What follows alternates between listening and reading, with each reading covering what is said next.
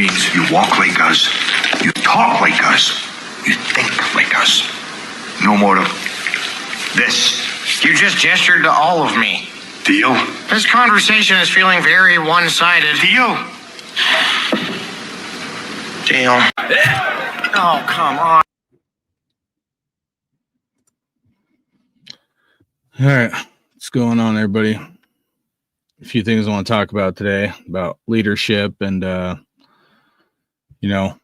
debated if I should even go on and do this video, but leadership's something I'm pretty passionate about. So thought I'd come on and talk about that.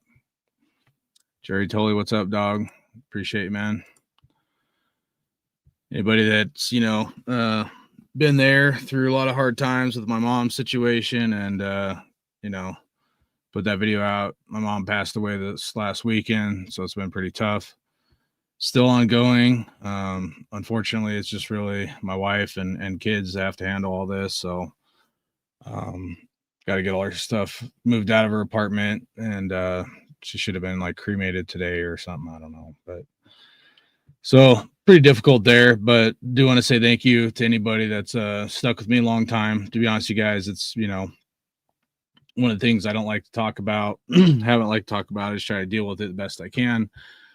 But it's been something that's been pretty rough for a long time, if I'm being real with you guys. So I think there's some, there's a lot of negative things about, the last few years, her slow deterioration, but it also motivated me to try my best to do what's best, over time. So, I don't want anybody to feel sorry for me, but I also want to be real about it.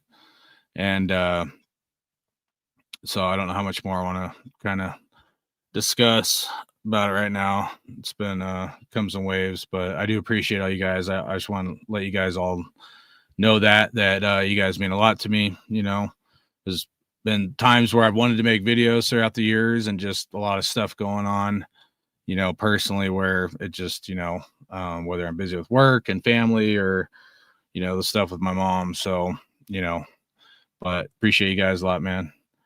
Gabriel, man, appreciate you, dude. Appreciate all you guys. So just doing one day at a time. Sometimes it's like, 1 hour at a time or something, so cared about my mom a lot, loved her a lot. So, all right, that little intro video, something I've been thinking about. There's a few like little clips play throughout this. All this younger generation likes all that kind of stuff, but it kind of made me think, like, it's like, the reason why I played that about the Raiders, because it's like, that movie, if you guys ever seen How to Train Your Dragon, I got kids, so I watched that movie, and it's a pretty good movie. And he's like, you just like, what's wrong with you? And he's like, you just gestured to all of me. And that's how I see the Raiders. It's like, it's like, dude, what's wrong with the Raiders? You just gestured to everything on the fucking team, I love you, bro. Thank you, man. It means a lot, man. It really does. I don't know how much my laundry I want to put out there. I ain't got, like I said in that thing, I ain't got much family, so I appreciate you guys, man. I got my wife and kids, and they mean a lot to me, man. Yeah, I agree, bro. I want to get into it. So, all right, I'm gonna be honest with you guys about this video, because this is a controversial video. A lot of people are probably not gonna like this video I'm gonna do, talking about leadership. And you guys have heard me pop shots over the years about leadership and certain things, but probably not broken down into this kind of detail. And start thinking about like kind of why I have such issues with some of like certain types of leadership. And I think I discovered like why I have there's multiple reasons, but there's like one significant reason for me why I have such issues with certain types of leadership. So maybe I should break that down first, and then we'll go over some stuff I have on here. Won't be too long of a video, I don't think. I know the football games get ready to start, so I apologize, but it's kind of the time I had available. So I've been thinking about this all day, if I should do this video or not. So anyways, talking about leadership. Anyway, so long time ago at this point now, I joined the Army, and there's good leadership in the Army and there's bad leadership. And we had most of you guys probably don't know, I probably got to explain even that, but each unit has like a captain and like a first sergeant. So if you're a troop or company, you have a first sergeant, and then you have a captain. So you have like one enlisted guy in charge, and then you have like an officer that's in charge, right? And leading up to our deployment, we had a captain, an officer who was like amazing. Like he would give you, safety briefs on Fridays, and he'd be like, don't go out getting in trouble, starting shit with people. He's like, but if they fuck with you, beat their ass and get the fuck out of there. And he's like, you tell them you're from the 3rd ACR, like literally. And that's the kind of captain that you're like, dude, I'll go to battle with you any day of the week. And you got to understand, you're preparing to potentially die, right? And so he was a previously like enlisted soldier. I think he got up to like staff sergeant, but the Army offers programs where you can go from what's called green to gold, meaning you can go from a regular enlisted soldier to then, being an officer. So very few in the Army go green to gold. But I'll tell you, the best leaders out there are the ones that were prior enlisted, that know what it's like to be a grunt and on the bottom end of everything. And then they make the decision to become an officer. So he had orders, like it wasn't even much, dude. It was like a month or 2 months before he deployed, and he had to leave because that's how the Army is. If they give you orders to go somewhere, you got to go for whatever reason. And he loved us. We loved him, and my first sergeant, loved him as well. And for whatever reason, he had to go. He had orders to go, and we got a different commander right before he deployed. Literally, it was like a week or 2 weeks before we went to NTC, which is the National Training Center in Mojave Desert in California there. And that training is like a month long. So we go from having this high-speed captain that's like badass to this guy that was like a weekend warrior, National Guard dude. And everybody thinks that, different branches of the Army are the same or military are the same, and they're not. They're not. If you're a fucking weekend warrior, it's because you're too afraid to fucking deploy, just be real about the fucking situation. Do they have a job? And, should we be appreciative of their services, being a weekend warrior? Yeah, we should. But it's not the same sacrifice as fucking the guys that, have to constantly deploy. Now, does National Guard deploy, and were some of them deploying just as long? Yeah, some of them were deploying 12 to 15 months after the war was going on for a long time. But a lot of them, chose National Guard because they don't want to make the full-time commitment. And that's just being real about it, right? So we get this weekend warrior leader, and we were at NTC, and it was bad. I'll be honest with you guys. Like, it was bad. Like, he was not a good fucking captain. He wasn't a good leader at all. And we had so my troop was like the badass troop out of all the fucking company, dude. Out of the second squadron, dude, the second, 3rd ACR, we were the best troop when all of our qualifications and all of our whether it was shooting or the drills, like from our tankers that we had in our troop to our Cav Scouts and then to even the mortar platoon, we were like the best fucking troop. And we get this shitbag leader, and we're getting ready to go to fucking combat, guys. Like, people are going to fucking die, right? Let's just be real about it. And that, before you deploy. And it was so bad at NTC that our first sergeant, this is only after having this leader for not even a month, literally threw down his rank on the fucking table. And he told our captain, our new weekend warrior fucking captain, because this guy went from, National Guard weekend warrior to then active duty, regular Army. And he's all like out of shape, fat, like just like, what the fuck, And so it wasn't good. And our first sergeant was a lot of first sergeants are badass first sergeants, but ours was like one of the baddest motherfuckers alive, like he was former infantry. He transitioned to be a Cav Scout, but I'm telling you, my first sergeant was a bad motherfucker. Like, you didn't fuck with him, and I would have gone to war and died for that fucking dude any fucking day of the week before he deployed. And so my first sergeant throws down his rank and, pretty much puts the captain in his place. And you guys probably don't understand this, but if you're enlisted, even if you've been in the Army longer, you can't do that to an officer. Like, you can get in big fucking trouble, Somehow they squashed the beef, and my first sergeant didn't lose his rank, but it was a real fucking issue. Okay. And I'm going to get to the point, but I have to kind of set this up so you guys understand why I have a real issue with fucking leaders, man.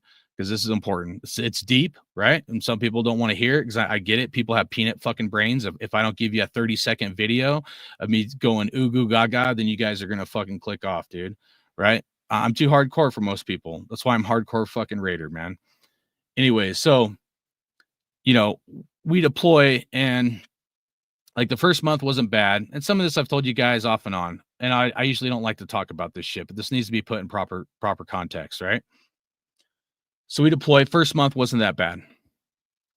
Second month wasn't that bad. You start leading up into like, I think it was like months 3 through, I don't know, or maybe it was months 4 and 5. It got real fucking bad. We were right in the Iran border. We left our AO, our area of operation. After we got there, we left there for like fucking 28 days. And these motherfuckers planted bombs left and right. I'm telling you, these guys planted a bomb anywhere and everywhere they fucking could. Because we weren't there. We weren't there patrolling. We were supposed to be part of this big mission to flush out fucking Bakuba. And we left our area of operation being unpatrolled for almost a month. And it was supposed to be a 10 to 14 day mission.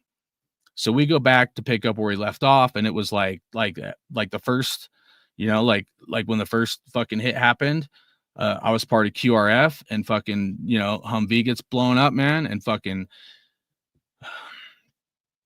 it was like me, some fellow 11 Charlie, some infantry guys. And then, the headquarter guys was like the other, like fucking Humvee and shit, man. And me and the other mortar guys, like we were like locked, cocked, ready to fucking rock in under 5 minutes. Like literally, like one person may have been at the chow hall. Someone else may have been on the fucking phones calling home. Like, someone's fucking hit. It's like, let's fucking rock and roll. Let's fucking go now. Let's fucking do this shit, right? So for less than 5 minutes, we're ready to go. And then we're waiting on these headquarter fucking pieces of shit to get their fucking shit together. And it's like 45 minutes later. Like, what the fuck takes 45 fucking minutes long when one of our fucking soldiers could be fucking dying? Nothing takes 45 fucking minutes long. Nothing. So we leave, and we get to the site, and like, dude, you can always tell like what people are made of, dude, when shit hits the fan.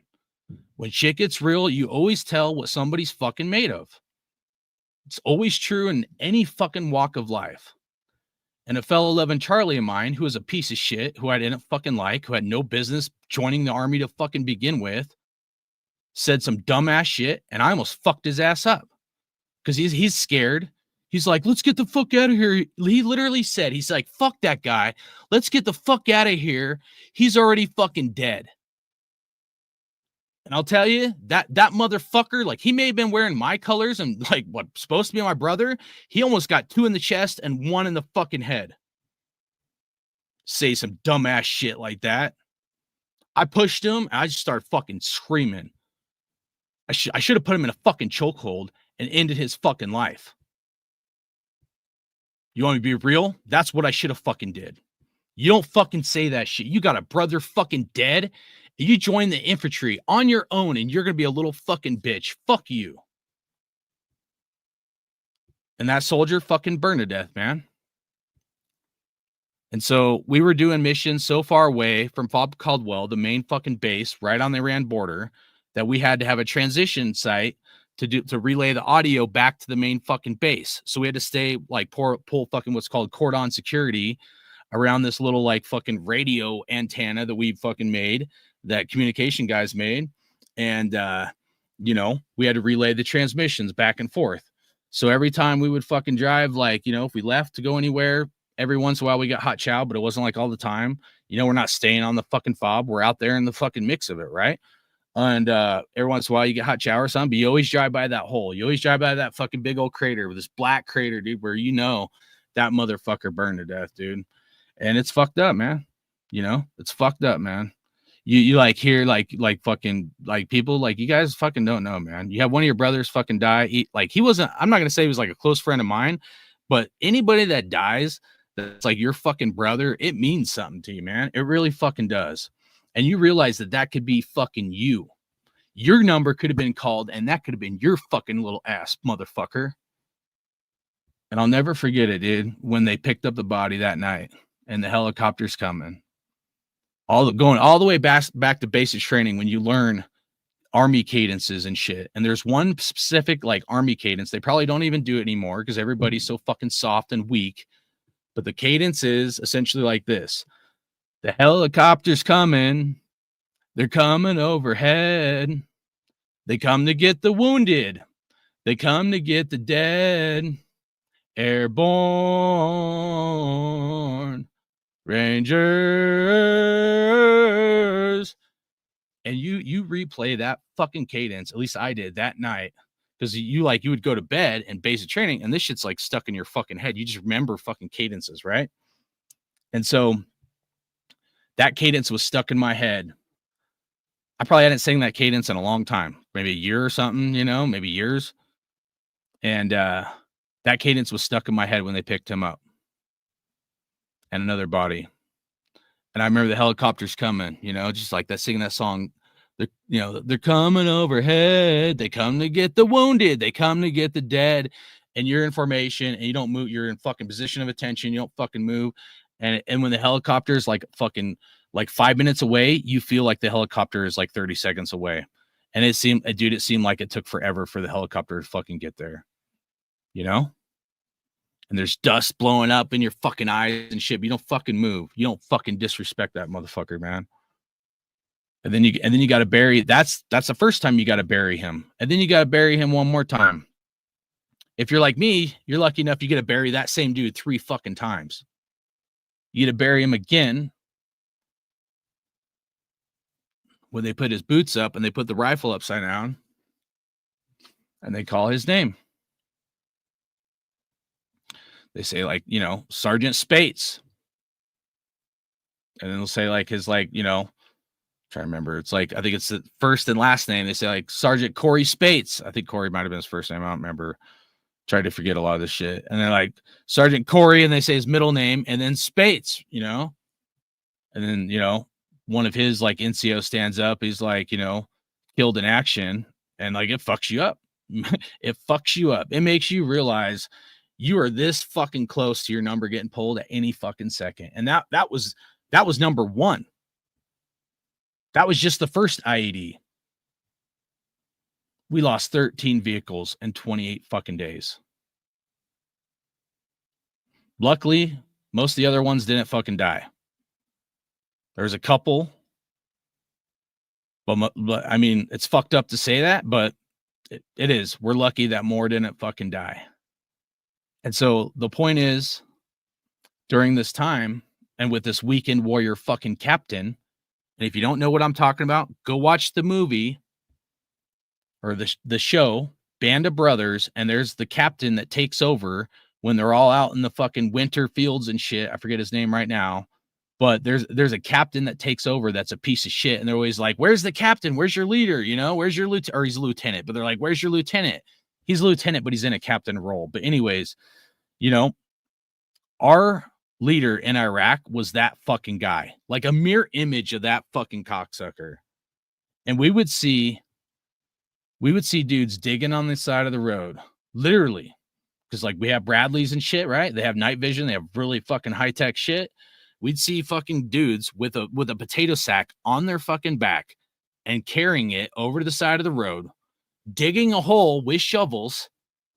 And our fucking our fearless captain would be like, we would be like, "Hey, we see insurgent. He's digging, and permission to engage." And our commander would be like, "Negative. Do not kill him. You do not have permission to engage." You're telling me we're getting blown up left and fucking right, and motherfuckers are dying, and we can't kill the fucking enemy? Now he would say, we got to watch him and see where he goes. Maybe that's the best decision. I fucking doubt it. I really fucking doubt it. And so for that and many other reasons, I'll kind of leave it at that. I had a lot of time, a lot of years after I got out of the Army, thinking about all this shit, thinking about my leadership, thinking about how we were set up to fail. Now, obviously, football in the Raiders is not life and death. It's not, right? But for me, I have a strong disdain for certain types of leadership because of my personal experiences, because people fucking died because of some shitbag fucking leader that was in a leadership role that should have never been in that leadership role. And that's being real. And it motivated me to the point, like, so before I joined the Army, I joined at like 23. Before I joined, I had 3 years of like an assistant manager, like leadership role. Okay. And then when I got out of the Army, I dedicated years of my life to management. 7 more years I dedicated to management. 2.5 with one company, like 4 and something like with another company. And my last stint in leadership, I helped the company go to making over $1 million in sales per month. We went from doing, when I first got there, doing like 250, 350,000, sometimes $400,000 a month, to doing over $1 million a month in sales. And I took this integrity that I had and the leadership, like my drive to be a leader and to be a good leader, was because of my experiences in combat and how fucked up of leadership it was that set us up for failure, because it pissed me off so bad, but yet it motivated me and it started a fire within me more than you could ever fucking imagine. I'm getting old now, right? I'm not the same like fucking hood kind of fucking dude I used to be, because I'm 43 now. Like, I'm getting fucking crusty. But I dedicated over 10 years of my life to fucking management, to try to help people, to try to create leaders, to try to turn people that maybe somebody saw nothing in them, to try to help them to develop to be a leader, and to be a leader the right way, because there's a lot of leaders that lead the wrong way. So maybe I should just leave it at that. But just understand, all that years of leadership is then when I decided to start my own business. Was it easy, or has it been easy? No, there's been times where it's been really fucking tough. But so many people will start a business that have zero fucking leadership skills or zero management skills. Or if they were a manager, they weren't fucking good. I dedicated enough years of my life to where, like, if I'm going to take on and do my own thing, I already want to be fucking, be able to be good at it. And sometimes I'm good, sometimes I'm not, because I'm getting old and I lose patience with people. And, there's a lot of people who just don't want to work. If I'm being real with you guys, they just don't want to fucking work, and it's fucking sad, man. We live in this society, and this is why when I'm going to show you guys, what I'm going to show you is going to piss off some people. I'm sure it is. It always does. And most of the people it's going to piss off are people that are guilty of like the same things of why I have issues with that same leader that we had in fucking combat. But you know what?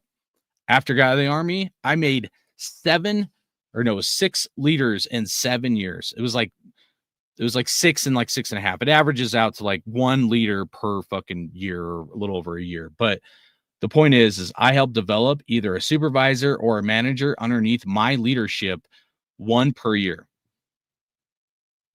And all of those people really appreciated me helping them. I didn't care what color they were. I didn't care their background. I didn't care about their fucking education. I care about what you bring to the table, what you're willing to do, and what you're willing to learn, And to be honest with you guys, I can teach anybody anything. The hard thing to do is see personal growth and development within a human being. Try to help somebody so they have personal growth. So they like, if they grew up in a fucked up family situation, hopefully you help them to the point where, yeah, they can lead, or, they can be a manager, supervisor, whatever. But hopefully they become a better fucking person. And that's hard. Because what we're talking, then it comes down to like integrity. And can you teach integrity, or you either have it or you fucking don't? So I'm going to say what's up to the chat real quick. And then we got some shit to get into. I'll show you guys here. So just so you know, I got shit lined out. So give me a quick sec. Don't fucking leave. And everybody wants fucking, if it ain't like, a 30-second video, you guys click off. But I'm going to give you guys some fucking nuggets here, man. Raider Kojo, appreciate, man. It says, condolences to my family. I said, I've lost family members in the last 5 years. Really know what you're going through. Salute, brother. I appreciate that, man. And anybody else, if you missed it in the front, man, thank you guys for,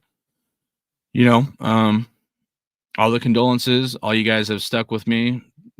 Sometimes my attitude maybe not in the right place. Maybe there's shit going on my life in the background. You guys don't know why I'm fired up. Part of it being the Raiders, part of it being, stuff with my mom or other stuff, But just know that I do appreciate you guys, and I know I don't show it enough. I know I don't. I'm bad about that, about my feelings and shit, because I'm kind of fucking too hardcore sometimes. But doesn't mean I don't love you guys. So I just want to say I do love you guys, man, all you guys. So appreciate that, man. Said thank you for your service, bro. U.S. Navy Senior Chief, retired here, 25 years. Hell yeah, dude. 93 Navy man. Thank you for your sacrifice, dude. It is the ultimate sacrifice. I couldn't fucking do. Like, at least in the Army, I don't like originally I was gonna retire, but man, you guys like such a Navy dudes always deploying on boats. I couldn't fucking do that shit, man. I couldn't be on water that long. Appreciate that, Michael 918, man. He said, it's orders, not a recommendation, to be clear. Yeah, no, absolutely. Yeah, no, yeah. No matter what branch, they give you orders. It's like you're doing it, no fucking questions asked. Yeah, dude. Dude, you guys have no idea. Guys that are drill sergeants, a lot of them, like I had 2 sergeants in my fucking company or my platoon, sorry. That they were in the company, but it was my direct platoon. But 2 of my sergeants were ex-drill sergeants that just came off the trail. But both of them, when they deployed, it was like they deployed for fucking 12 months, and then they changed it to 15 months, but they would deploy for 12 months. They came home and you think you get a month off. Well, these guys got like 2 weeks off, right? To recover from a fucking fucked up deployment and shit. And then 2 weeks, like move time to move to their new duty station. And they had orders to be a drill sergeant. So it's like you get home and it's like, oh, you're going to go be a drill sergeant. You got a month. That includes your move and everything. That's not even that. It's like fucking bullshit, man. You get 2 weeks off and then, the other 2 weeks you're going to be moving or whatever. So it's fucked up, man. Most people have no fucking idea. Jerry, totally appreciate that, man. Thank you guys, man. Appreciate it, man. Nothing kills him more. Serves, man. The shitty leadership facts. Yep. Absolutely, man. It's fucked up, dude. But you know what? It motivated me to try to do fucking better, man, than the shit hand I was fucking dealt. So I could beat my 10 minutes and 45 minutes.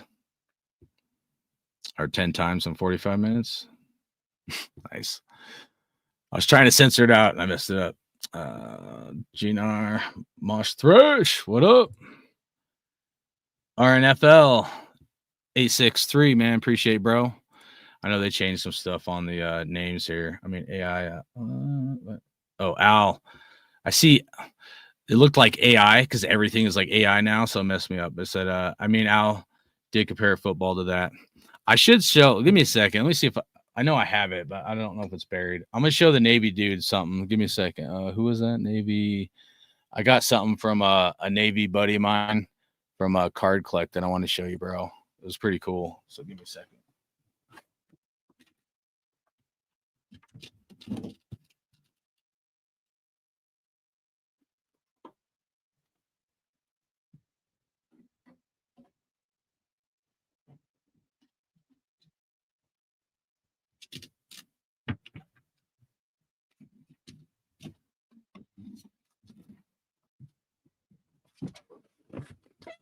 All right, so a buddy of mine, I got some cards from and stuff. It was a pretty cool dude, and he had given me hooked me up with a coin. I'm going to show you here, and then I'll show you.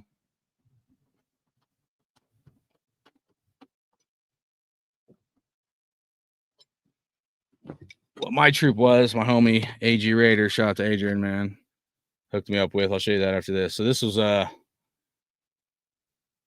buddy of mine that was in the Navy. He asked, he was getting out, and he was like, he might have been the same rank as you. I never understood the Navy rank as much as I should have probably, but just being Army, I didn't focus on it that much. But he gave me this coin, man, and this was pretty cool because he said he had some of these to give out as he was like retiring from the Navy, and he fucking hooked me up. So it's like a hovercraft deal right there. So pretty cool, man. That was for my Navy buddy. And then this is my coin from AG Raider. This is a 3rd ACR Brave Rifles. And then I was in a Grim Troop, and he hooked me up with that, which was hella cool because I'd gotten a Grim Troop coin, and I'd given it to the X, which I didn't care at the time. I didn't care for years. And as time went on, I was like, man, I wish I would have kept that. So anyways, love you, Adrian, man. Appreciate that. All right, let's get caught up here, and then I mean, Al did compare football to that. Football is a real form of like almost like military and like army, dude. He said that's hardcore. That's why I'm expanding my company. Yeah, dude, it's hard to find people that want to work, man. Said when I was welding supervisor, I would teach the guys that were helpers that wanted to work how to weld, and then got them big raises and better jobs. Yeah, man, that's the whole dude. This is what society. This is how we're supposed to be. Teach people how to fish. I mean, it's the way we are supposed to be a society, but people don't do it. By the way, thanks for the talks we've had over the years, your motivation. In the next 5 years, we are planning on actually buying my own truck and starting my own trucking company with my wife. Hell yeah, bro. I know you came a long way, dude, with your injury and stuff, man. So, dude, good luck to you, Michael. I'm sure, dude, you just keep working hard. It's going to pay off, bro. Salute to you, Raiders first downs. Appreciate you, bro. Half the world is a company with however straight out of school and lazy as shit and not worth half of what they made. I would end up having to redo most of their welds. The guys I trained were 100 times better. Rosetown native, what up? Salute to you, bro. Hopefully you guys are doing good, man. Much love to all you guys. All right, let's do this other. Let me out, please. I need to make my mark. Right. Listen closely. I always do stuff for a reason. Let's go back. This is kind of funny, and this gives me a little break from all this like fucking emotional shit I don't like to talk about. All right, here we go. Damn. Oh, come on. Let me out, please. I need to make my mark. Oh, you made plenty of marks, all in the wrong places. Please, 2 minutes. You can't lift a hammer. You can't swing an axe. You can't even throw one of these. See, now this right here is what I'm talking about. But the mild calibration issue. No. So that was kind of funny. He's like, you can't lift a hammer, you can't swing an axe, and that's how I see the Raiders. I mean, you could compare this, and I mean, this could be Geno Smith, this could be fucking Pete Carroll. I mean, this could be the whole damn just a Raiders organization, man. All right, I appreciate all the love, guys. Thank you, guys, man. All right, let's get into why passive aggressive leaders are so ineffective. So I've told you the background. So I know there's gonna be a lot of people that disagree with me. I also understand there's a lot of passive aggressive leaders out there. Also understand that we had to take like a leadership class to like, there's all these, like, it was like 4 main different types of leaders, right? And we would have to take a class that would go over what kind of leader are we.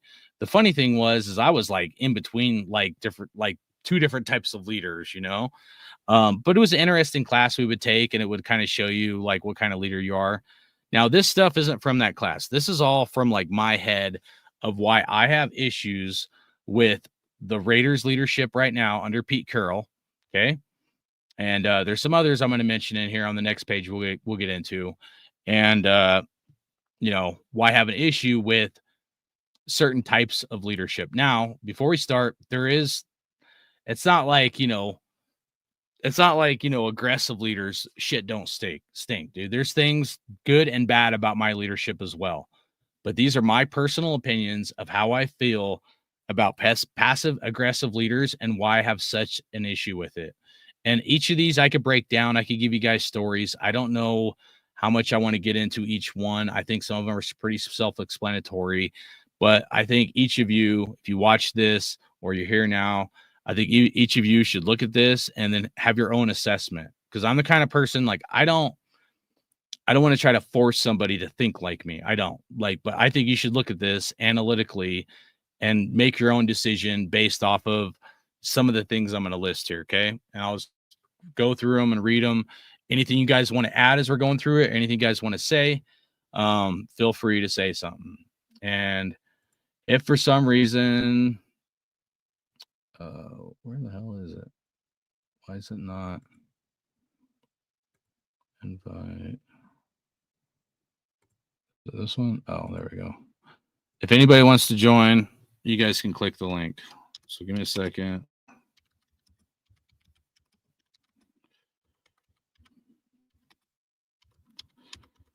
You guys can give your own opinions about the Raiders or whatever. And if you don't, that's cool too. But I'll at least put it out there in case anybody you want to join the stream. You can come on here. You can always turn your camera off if you don't want your face shown or whatever.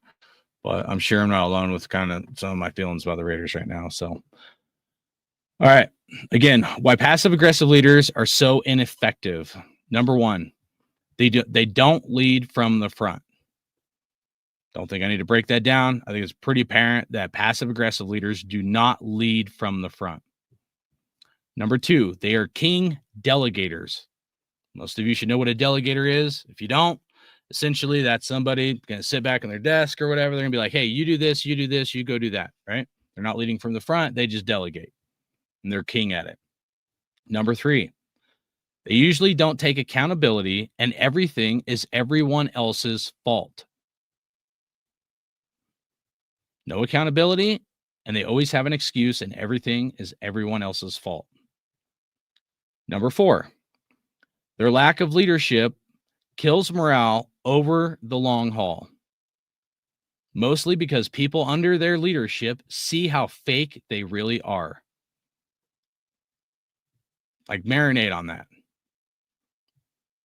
It kills morale over the long haul because eventually people will see how fake they are. I think that's important. And our society and our world has so many passive aggressive leaders, it's insane.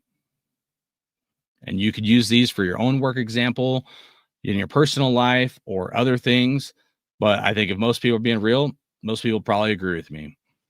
Most passive aggressive leaders don't know nearly as much as they pretend they do. A lot of this leadership style, they pretend like they know more than they actually do. If you quiz them, you test them, you put them on the spot, they don't know nearly as much as they think they do. Neither talked about the real problem. Oh, I don't know how that one got put in there. My bad. That was part of my other one. I thought I deleted all that. All right, that thing about the O-line was from the previous video, so cancel that.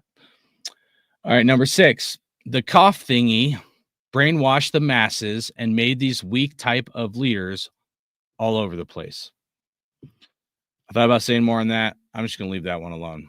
You guys can do with that one, do your own research or not. Number 7. They will move the goalpost during mid-kick to lower expectations. Ultimate deflectors. So they'll say something, could have been months ago, say about the Raiders season. They're going to be good. I got high expectations, all this stuff. Then they'll move, it's like a field goal kick, and it's like somebody at the other end, they're going to move the goalpost, and they're lowering expectations. They deflect, right? They completely change how they originally felt, and they like to move the goalpost mid-kick. Pretty funny. It's not. It's pathetic, actually. It's fucking pathetic. All right. I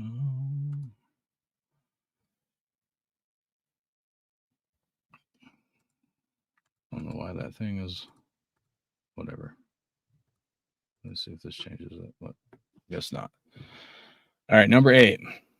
All right, this one's important. This is the one that probably fires me up the most. And it's what I'm calling evasive, massive.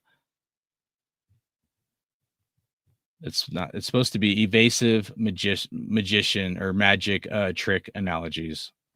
Autocorrect must have messed that up.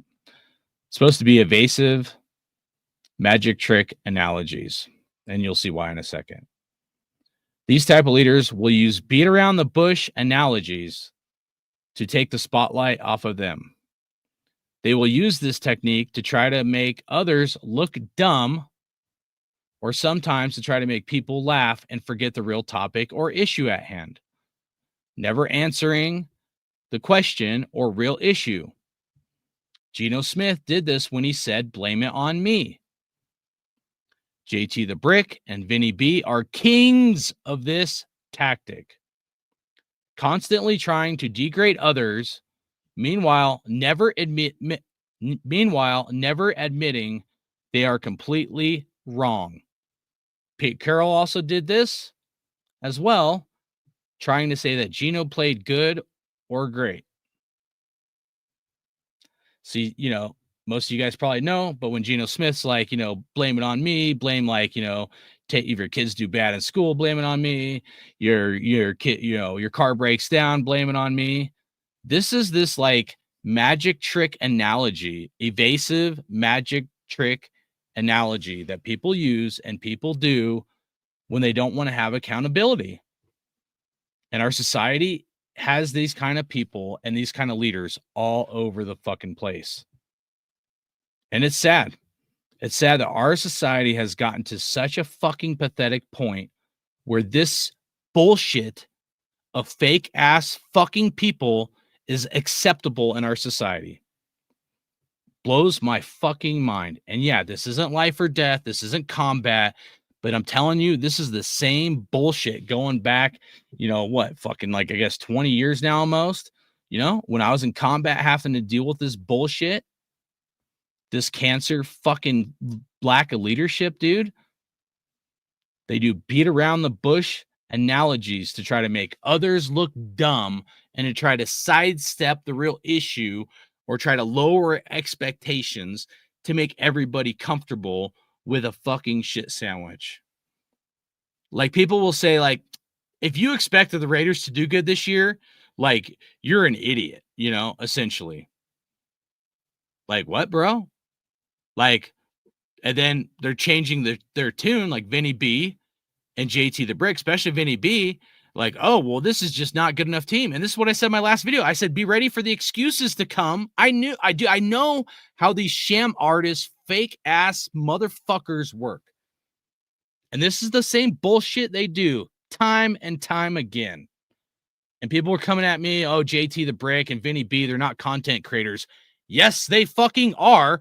They create YouTube channels.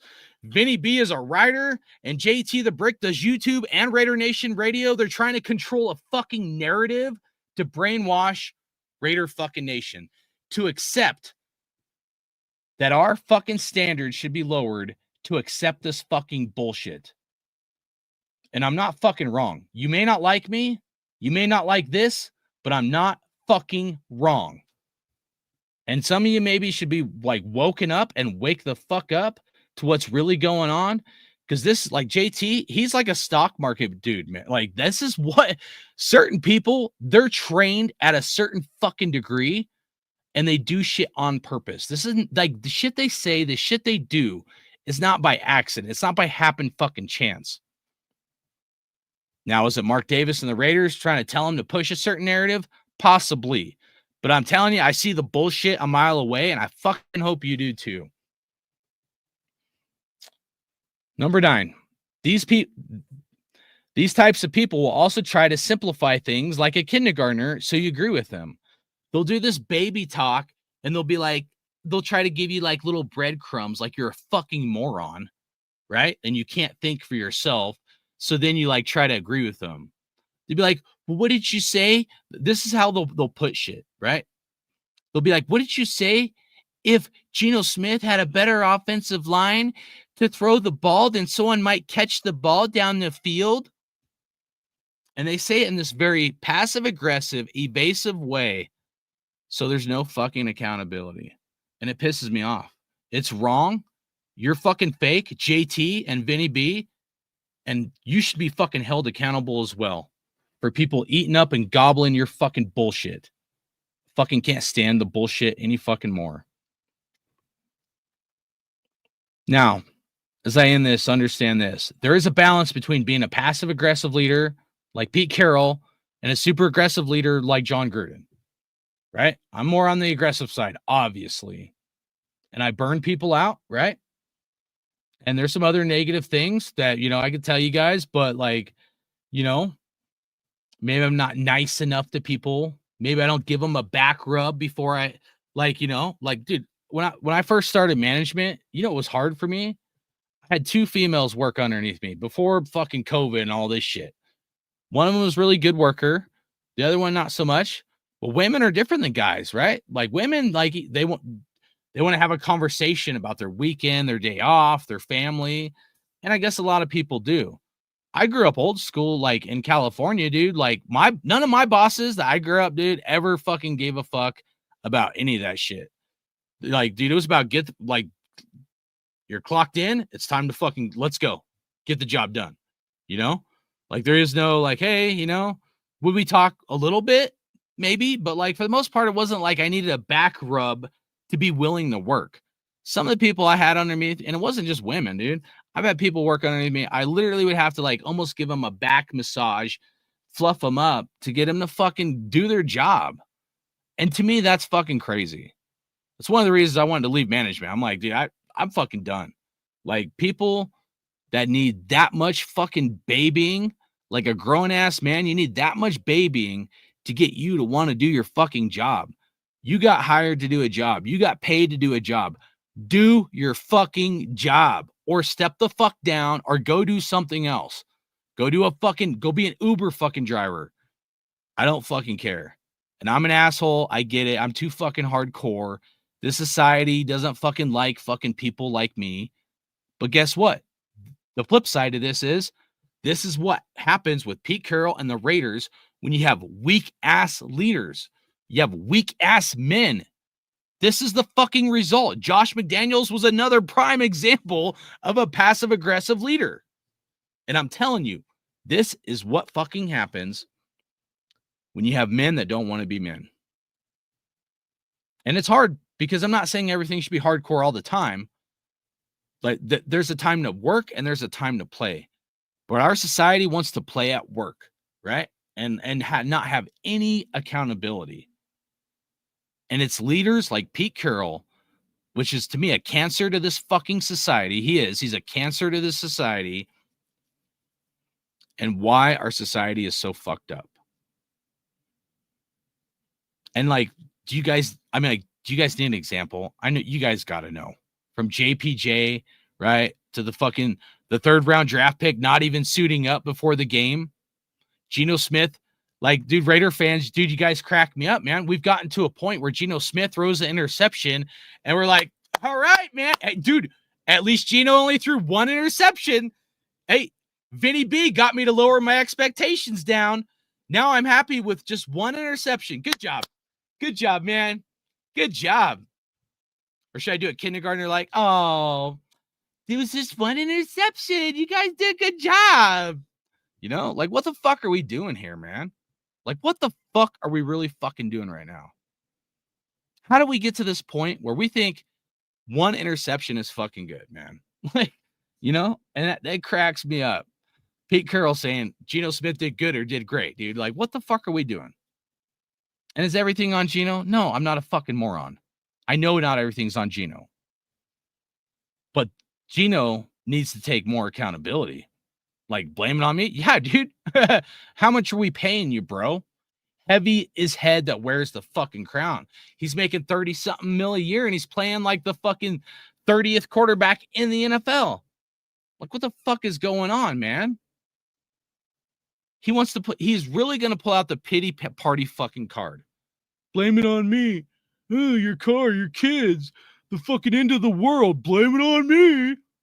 No, motherfucker, do your fucking job or get the fuck out of the fucking driver's seat, man. How about them fucking apples? Stop being a little fucking bitch. How about that? How about the times where you could have thrown it to somebody and you fucking didn't? How about the interceptions? You threw it to 2 and 3 fucking, coverage. You're throwing it to like double and triple coverage, dude. You're holding on to the ball too long. You're getting sacked. You literally ran into an offensive lineman. Who the fuck is that on, dude? You're a fucking moron, bro. This pity party shit in our society, catering to fucking people, and this fucking bullshit beat around the bush, passive aggressive bullshit has to fucking stop. This is some of the biggest horse shit I've fucking seen from any football team, let alone a Raiders football team. I mean, Pete Carroll, the GOAT, the fucking, should be in a fucking nursing home. Could have collected Social Security 12 years ago. This dude, we're all living on his fucking resume. We're all living on his resume, what he's done in the past. It's what JT the Brick does every time. Talks about his resume. I don't give a fuck. What have you done for me lately? The fuck have you done? I don't give a fuck what you did in Seattle. I don't care what you did fucking 6 months ago. What the fuck have you done now? It's poor shit. Just like me. If I do a job for a fucking customer, who gives a fuck what I did? Honestly. Oh, you did a $60,000 fucking bathroom? Go fuck yourself. Who fucking cares? Oh, you've installed a $10,000 fucking door on a $3 million house? Who fucking cares? None of that fucking matters. What the fuck did you do on the next job? What the fuck did you do on the next play? What did you do on the next game? Anything I've done in the past, have I done some cool shit? Yeah, I have. Who fucking cares? You got to go do it again. And then you do something good? Who fucking cares? You got to go do it again. And then again. That's how a fucking champion thinks.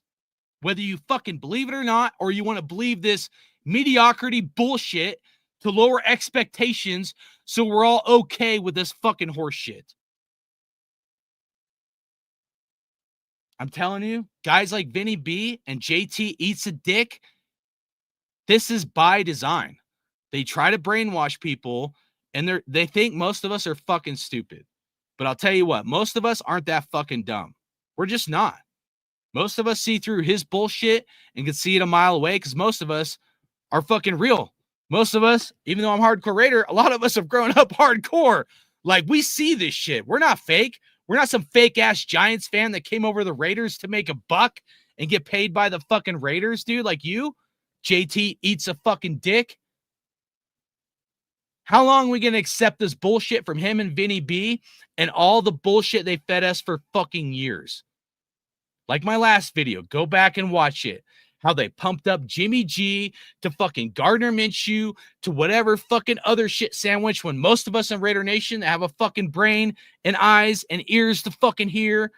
We see it and we're like, hey, dude, I don't know if this is going to work. Like, hey, guys, like, we have some like concerns here. Like, this is not going to be good. No, they gobble it up, man.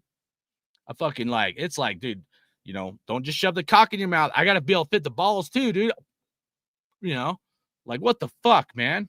Oh, that's too hardcore. That's Army style for you guys. That's fucking Army style. And maybe that's what it takes. You know, I've tried not to be hardcore. I've tried, man. At this point, from my mom to whatever, maybe I need to go back to being fucking hardcore. Maybe that's what it takes. Maybe I got to kick you in the nuts to wake you the fuck up. Maybe that's what you fucking need. You don't want to be motivated? Maybe you need a foot in your fucking ass. Whether it's people listening to me now, whether it's fucking Pete Carroll, Geno Smith, because the back rub shit ain't fucking working, man. I'll warm you up, you know, get you off so you fucking play better. That ain't working, Pete Carroll. That might have worked in Seattle, you babying Geno Smith and fucking fondling his fucking cock, you know, but that shit ain't fucking working now. So how about we get somebody stick a foot in that ass?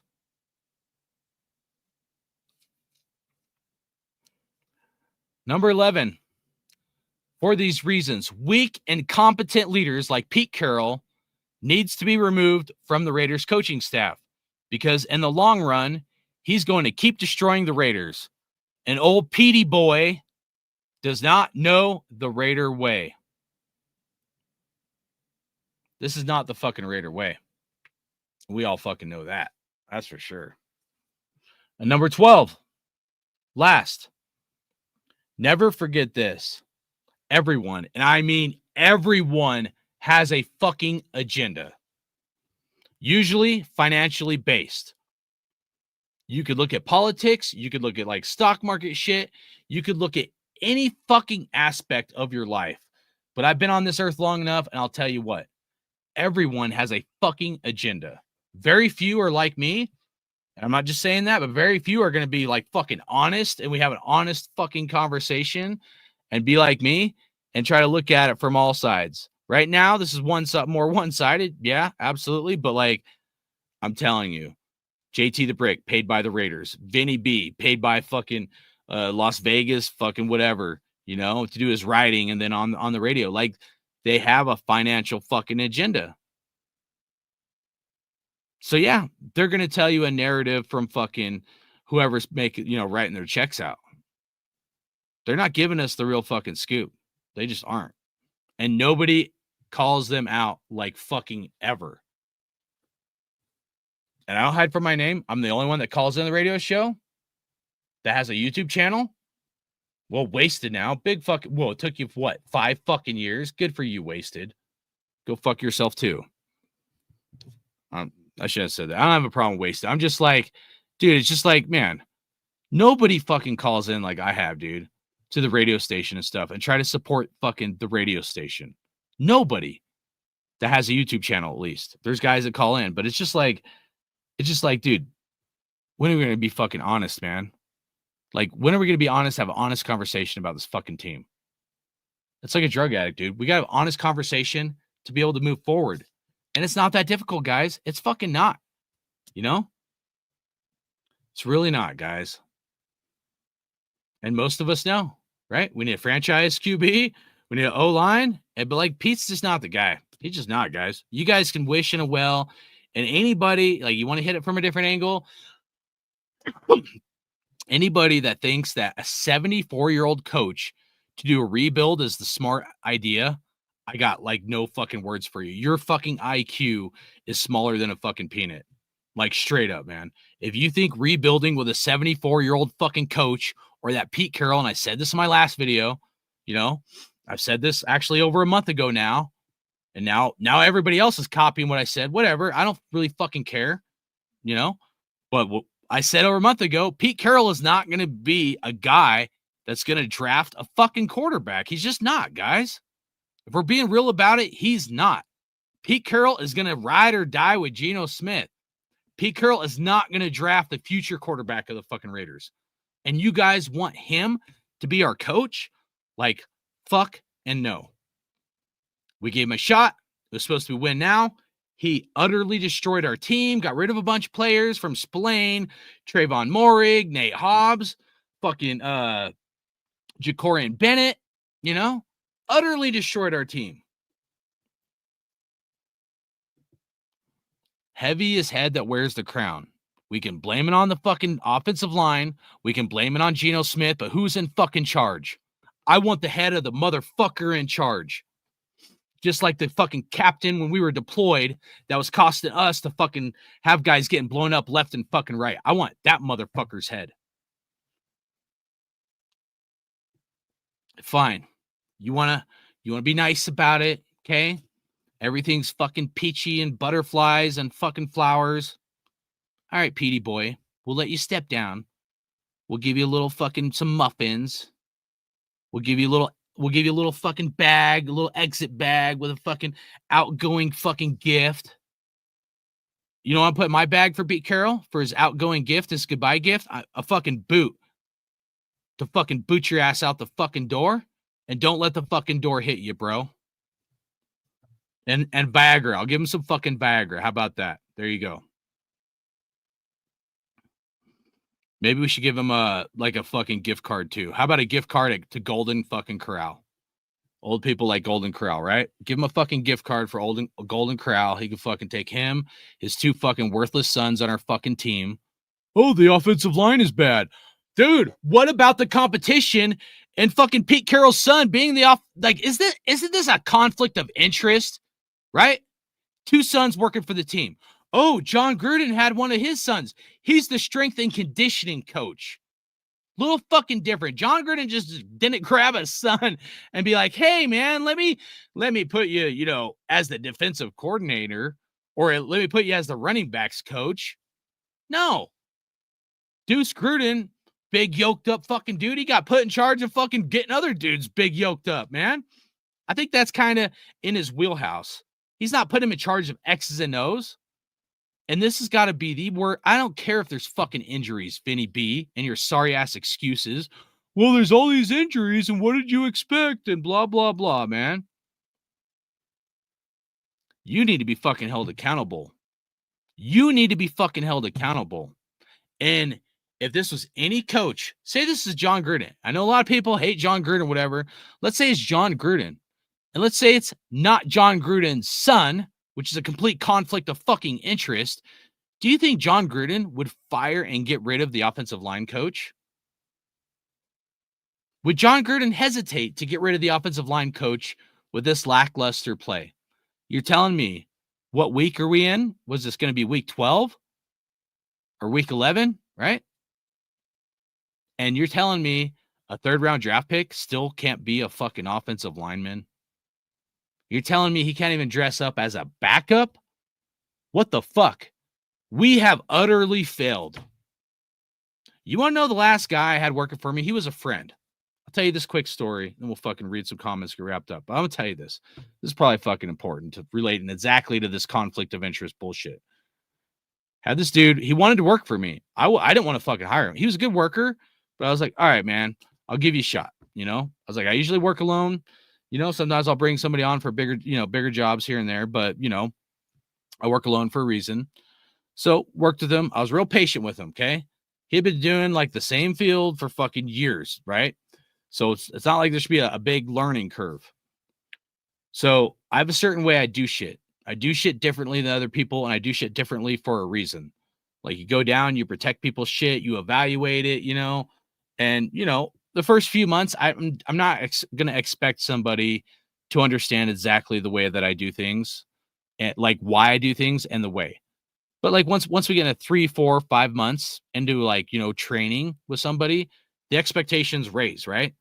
Like right off the bat, I'm not going to have it like as high of expectations.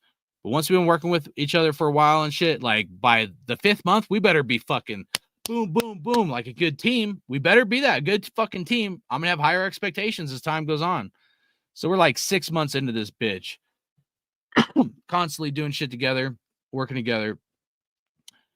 I show him what's up, tell him everything needs done, come back. He looks at me. He's like, all right, so what do we need to get this done? And I'm like, about to lose my shit. I'm like, you're telling me we've been working together this long, and I got to hold your hand and tell you every single thing. I got to point, or I got to tell you every single thing we need to get this done. And I told him straight up, I said, look, if we're at that point where you've been here this long and you don't know what the fuck we need to get the job done, then I have utterly failed as a leader. This is literally what I fucking told him. I said, I've utterly failed as a leader if you have no idea what the fuck we need to get this job done. Because that's nuts to me, bro. Like that, there's no reason you come back here and you ask me what the fuck you need. I just showed you we've been doing this. It's not like we've been doing like all this different shit. Like we've been doing the same thing for a while fucking now. And we come back here and you have the fucking nerve to ask me this dumb shit when I have all this other shit I got to do and on my plate. And now I got to hold your fucking hand and I'm paying you $25 an hour.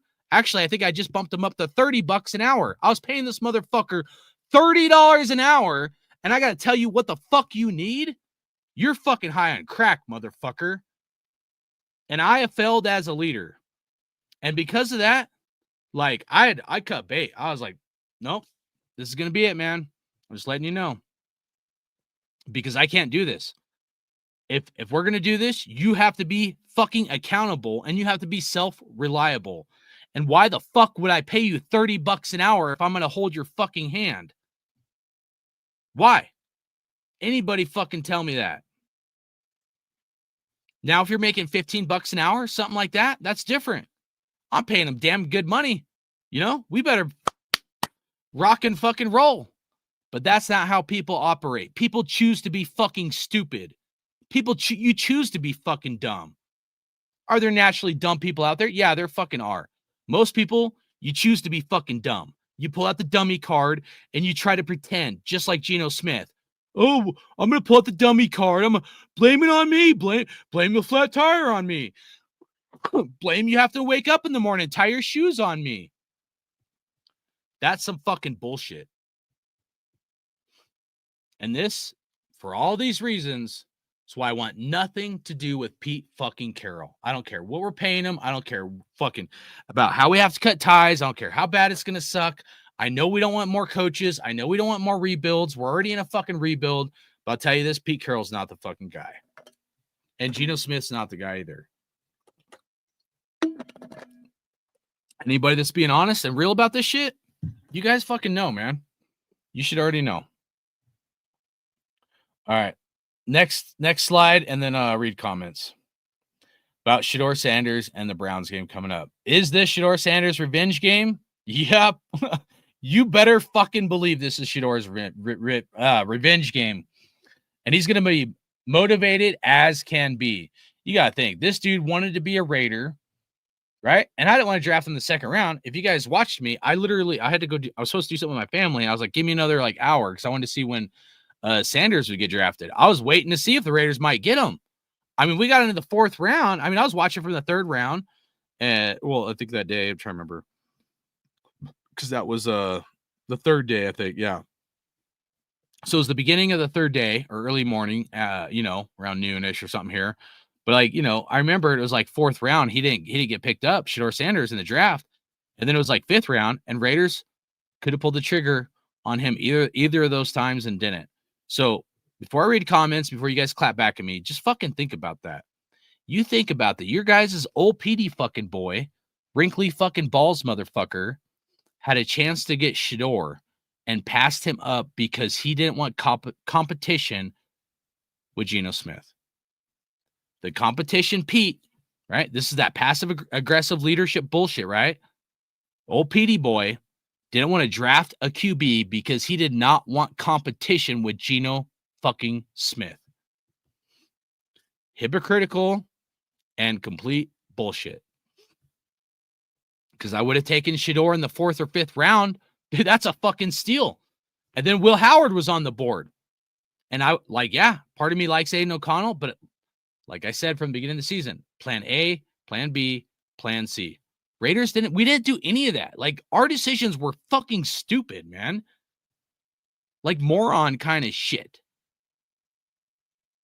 And now this motherfucker he's going to tear us. I'm telling you right now, he's going to tear us apart. And even though I had hesitation about Shedeur and get like backpedaling and getting sacked and shit, like 10 yards and shit and whatnot. But like, even though like, I know that's one of the traits or downfalls and he needs to work on, I think this dude is going to be really fucking motivated. As bad as he wanted to be a Raider and the Raiders passed him up, this dude been just like waiting for this opportunity. And he finally gets to start, and it's ironically against the team he probably wanted to go to most, like us and maybe the Giants. Doesn't life work out really funny sometimes? Shedeur is going to be starting his first game against the team that he wanted to go to. And you're going to tell me that motherfucker ain't going to be motivated as all get out? I'll tell you what, man. I've been through a lot of shit in my life. All it takes is me getting kicked and kicked enough. And yeah, sometimes I'll feel sorry for myself, or sometimes it sucks. Eventually, I'm going to stand the fuck up on my feet, and I'm going to be like, huh, and I'm going to suck it up, and I'm going to figure a way to get the fucking job done. And that's what Shedeur is going to do. That dude, like, this might be, like, his only game he plays like a superstar. Maybe he sucks every other game. But I'll tell you what, this motherfucker is going to tear us apart this fucking weekend. So, yeah, it's crazy, man. All right, let's get in your comments. What's up? What's up? This is Sam the Man. He said, fuck Pete Biden. Get rid of that fool and his boys, included Geno and Potato Chip. That's what I'm saying, bro. All right, let me scroll back up and then any comments, try to get to them. I appreciate you guys and hearing me fucking let me rant a little bit. Trying to see where I left off. Rosetown, salute, man. So thanks for my new career and close to what I was making in the oil field. Oh, nice, bro. Congrats, bro.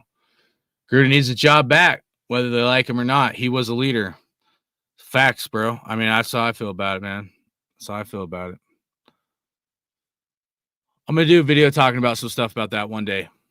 So, Mark needs to grow some balls and get his guy back. Fuck these soft, passive-aggressive, fake leadership.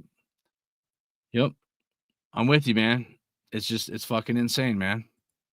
It's fucking insane. Like I said, dude, eventually the reason why the passive aggressive shit like destroys fucking teams is because eventually people see how fake those kind of leaders are.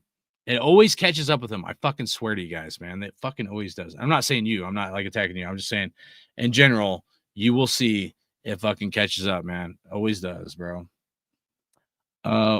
When is Pete going to be held accountable for saying he's always wins 10 games his first season? Fuck. Yeah, that ain't happening, bro. That's for sure. J-Dog 209. Hope you're doing good, bro. He said, I leave for view, sends behind 2x speed, catch up. No worries, bro. How Gino is acting and what Genty says about what Genty says about he doesn't call plays after the game leads me to believe it's coaching. Oh, I got you. All right, let me read it now. All right, how Gino is acting and what Genty says about he doesn't call the plays after the game leads me to believe it's coaching. Should have had a comment there. That would help me out a little bit. But no, yeah. I mean, Gino being like, bro, I don't call the plays and like, audibles, I'm not going to fucking change the plays. It's all bullshit, bro. That's what I'm saying. It's all fucking bullshit, man. Players are sick of this BS. They should be, man. I mean, if we can see it, man, they got to fucking know, bro. They got to fucking know. I mean, here's one for everybody. Somebody tell me this in the chat. I feel I know the answer, but somebody tell me why do players that get paid not produce? Why do players that get paid, a lot of them, not produce?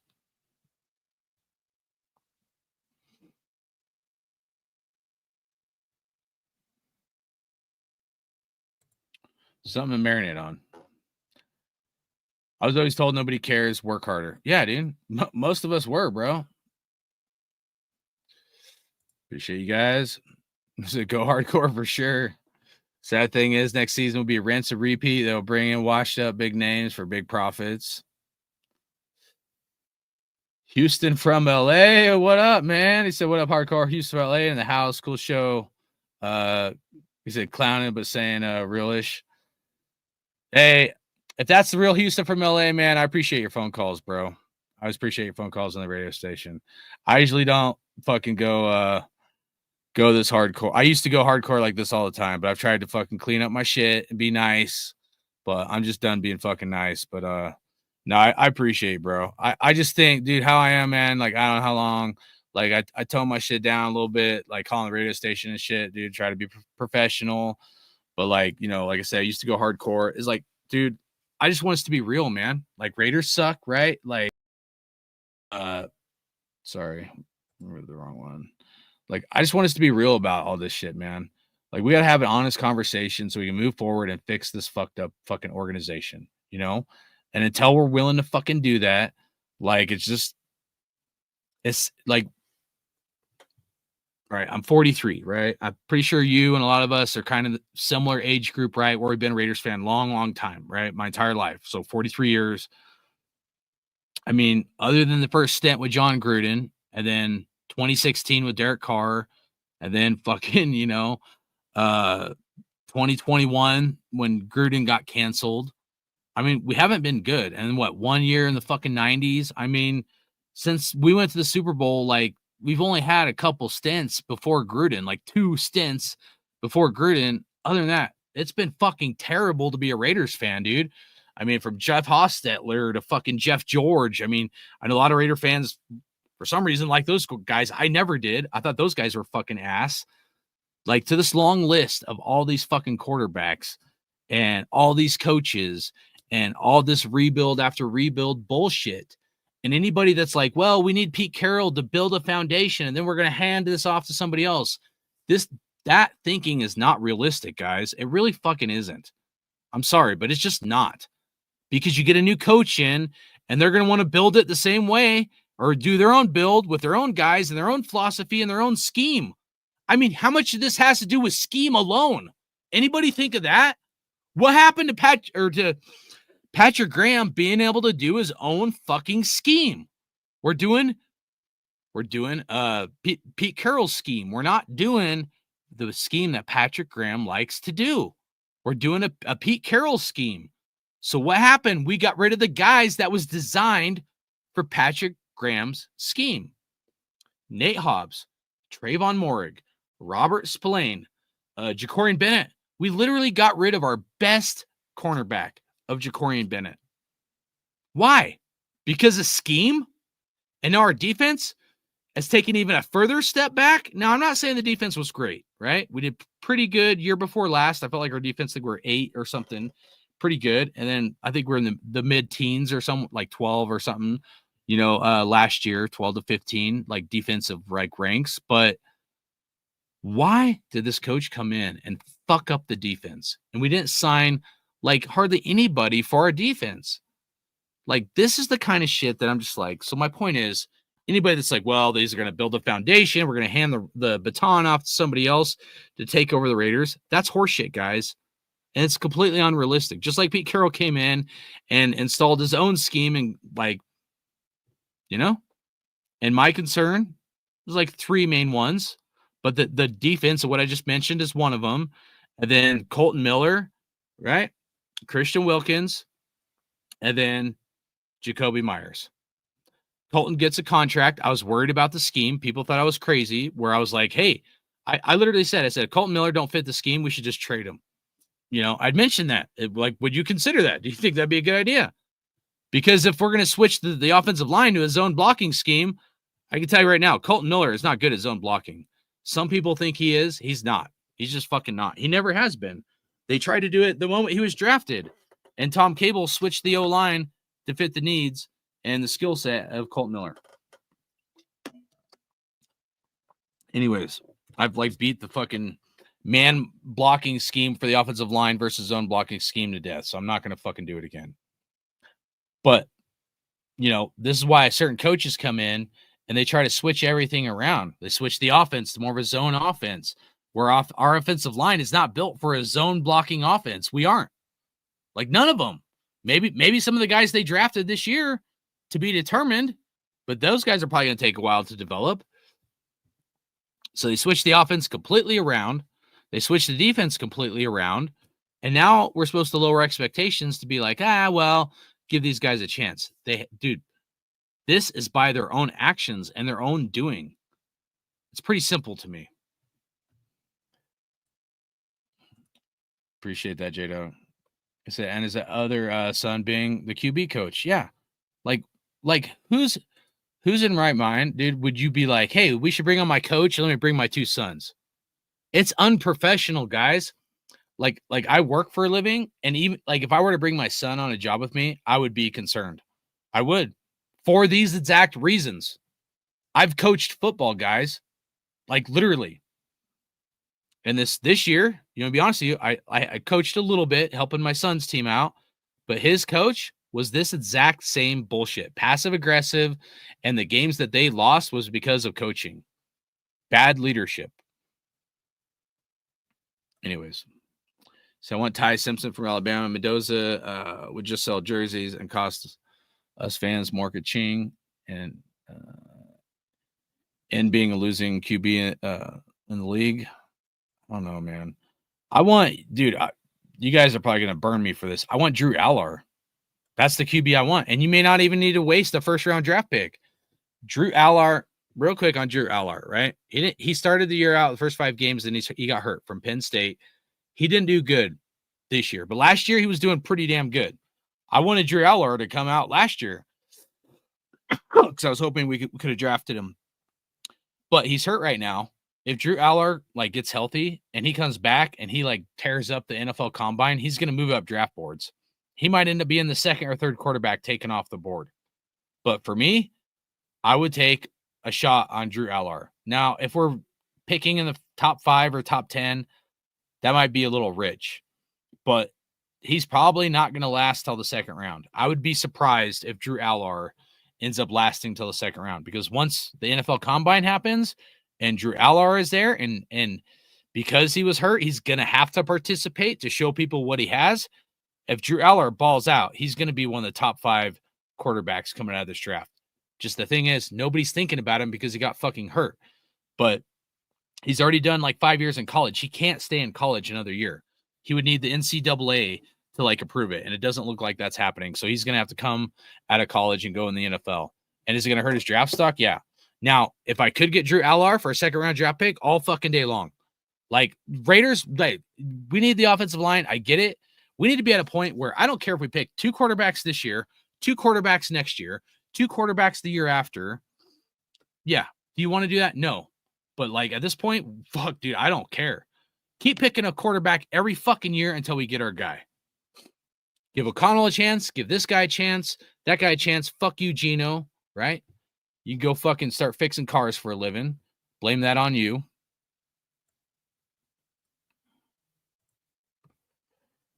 His son has eyes like the Undertaker. No, his son has eyes like a fucking drug addict. You know, nobody's going to say it. I'll fucking say it. Something's going on with that motherfucker. Like, straight up. He's fucking smoking crack or something fucking weird, man. Brandon Carroll, crazy eyes. I noticed every word he said, no meaning, just like whole coaching staff wonder why the players don't perform. No, dude.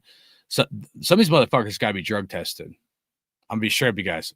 Like, I've been around shit. Like, I know. I never fucking went down that route, thank God. But, like, some of these motherfuckers got to be drug tested, starting with fucking Pete Carroll and his sons. We'll start with his sons first. Leaders need to be understood and clear. I agree. Damn, 39 an hour. I never made that. I was 30. Oh, yeah, 30. Yep. No, I was paying him good, man. We could have been killing it, but people want to pull out the fucking dummy card, bro.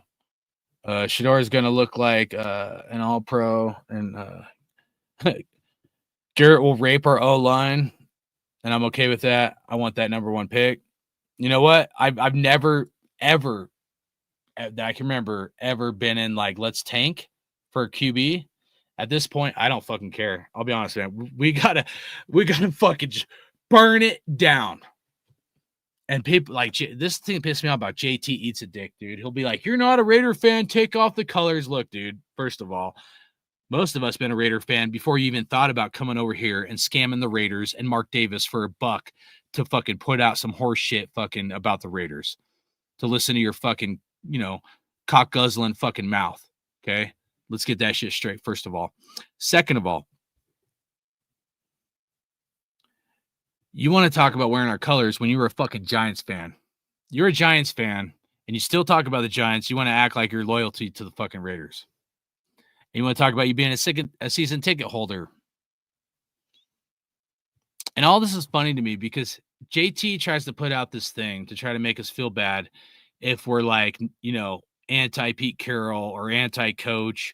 And this is the same dumbass that said it was a good idea for Geno Smith, Gardner Minshew, like all these terrible decisions, especially the last 5 years. And this dude was like 100% bought in.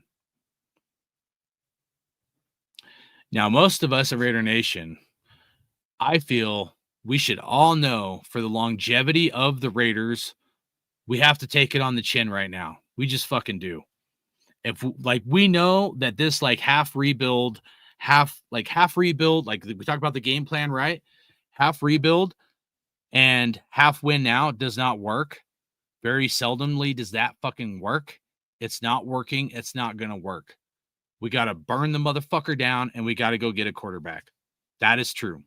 Absolutely. So if I'm going to sacrifice the rest of this meaningless fucking year while you're trying to pump up the tickets because you're a season ticket holder or you're getting paid by Mark Davis and you want us to go pay an arm and a leg for these stupid fucking seat tickets prices, and you're going to pump it up with your bullshit and try to make us feel bad because we're fucking critical of the coach or we think he should be shit canned, then yeah, I think I'm a more Raider fan than you. Because most of us know the best thing for the Raiders is to not win now and to get a franchise fucking quarterback. And I don't care if we do it this year, next year, and the year after that. We draft one quarterback in the first or second round for the next 3 years. We let them all fucking compete. I don't give a shit. I really fucking don't. But something needs done to fix this shit. And JT is looking at his pocketbook and how Mark Davis pays him and their agenda they're pushing. I don't give a fuck, dude. He can eat a dick. We need to look at how can we start being a fucking real team where we're not going to struggle the next 5-10 years. Because at this pace, if we keep Geno, we keep Pete Carroll, we're going to struggle for 5+ years, guys. This shit's going to set us back. How many ever years he stays here at double that amount. So he stays here 1 year, like right now we cut bait. Okay, it sets us back 1 year. Okay, maybe 2 because it's probably a full restart. Let's say he sticks around 2 years. Okay, that's going to set us back 4 years. The 2 years he's here, plus another 2 years to unfuck whatever he fucking did to our team. Okay, he stays here 3 years, Now we're fucked for like 6 years. It's whatever time he's going to be here, plus an additional double that time for how it's going to fuck over our team and how long it's going to take to unfuck this fucked up shit. Pete Carroll ain't going to draft a quarterback. So, like, to me, we draft Drew Aller this year. We trade the kitchen sink next year. We go get fucking, Archie Manning or somebody else. I don't fucking care. But I'm telling you, we got to figure out a way to do it. So I agree. I hope Shedeur does fucking tear us up. And it doesn't mean I'm not a Raider fan. I'm being realistic, and I want to do what's best for us to have longevity, where 2-3 years from now, we're not talking about the same dumbass shit like we were 2-3 years ago. We're talking about literally the same dumb shit 2 or 3 years ago. Nuts, bro. Absolutely fucking nuts.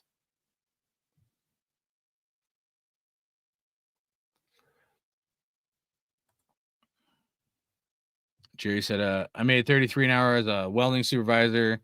Had all my own gear. Now building houses. I try to charge 100 an hour for me and one guy. Yeah, that's good money, man. Said, fuck Pete Biden, get rid of that fool and his boys, including Gino Potato Chip. I think I read that earlier. I hope that's the game Pete gets fired so Gino can bounce. I mean, it's just crazy, guys. The blind loyalty that Pete has for Geno Smith is fucking crazy. It really is. Any coach like that's half a good coach understands that this is not working and it's not going to work. It just isn't, man. We tried. Okay. Well, we're going to take a pay cut. We're at 18 million or whatever. We're going to have to pay Geno, whatever at this point. Let him fucking go do his own thing. He took advantage of us. He collected his check, like most guys do. Shout out to Christian Wilkins. Shout out to Devontae Adams. Shout out to every other clown-ass motherfucker that's came in here. But it's what they fucking do. And then the ones that we should keep, like Josh Jacobs, we don't give him a fucking contract. Fucking crazy, bro. We leave Josh Jacobs in the fucking parking lot looking like some fucking bum after he gave everything to this organization, after we traded for him. And that was one of the draft picks we got in the Khalil Mack trade was Josh Jacobs. And we let him walk. But then Raider fans would be like, oh, we can't draft. We can't draft. Oh, yeah. John Gruden didn't draft Nate Hobbs, Trayvon Moehrig. I know Robert Spillane we didn't draft, but I mean, and then it wasn't John Gruden, but Jacorin Bennett was part of the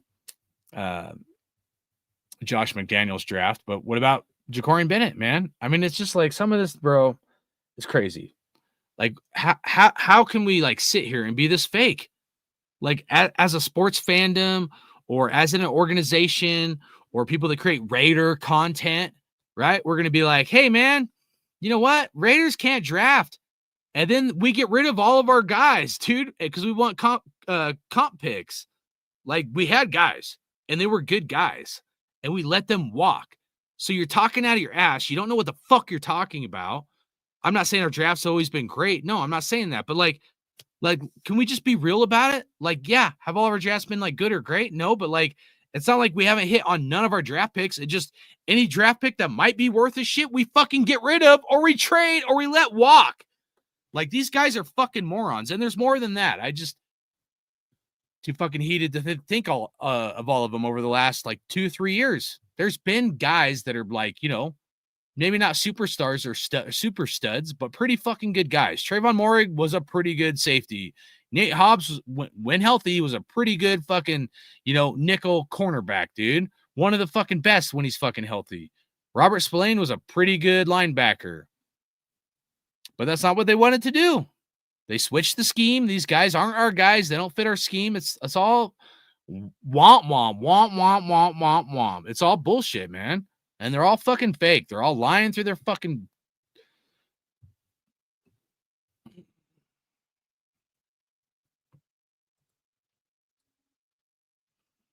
So Matt going to get a few sacks, maybe.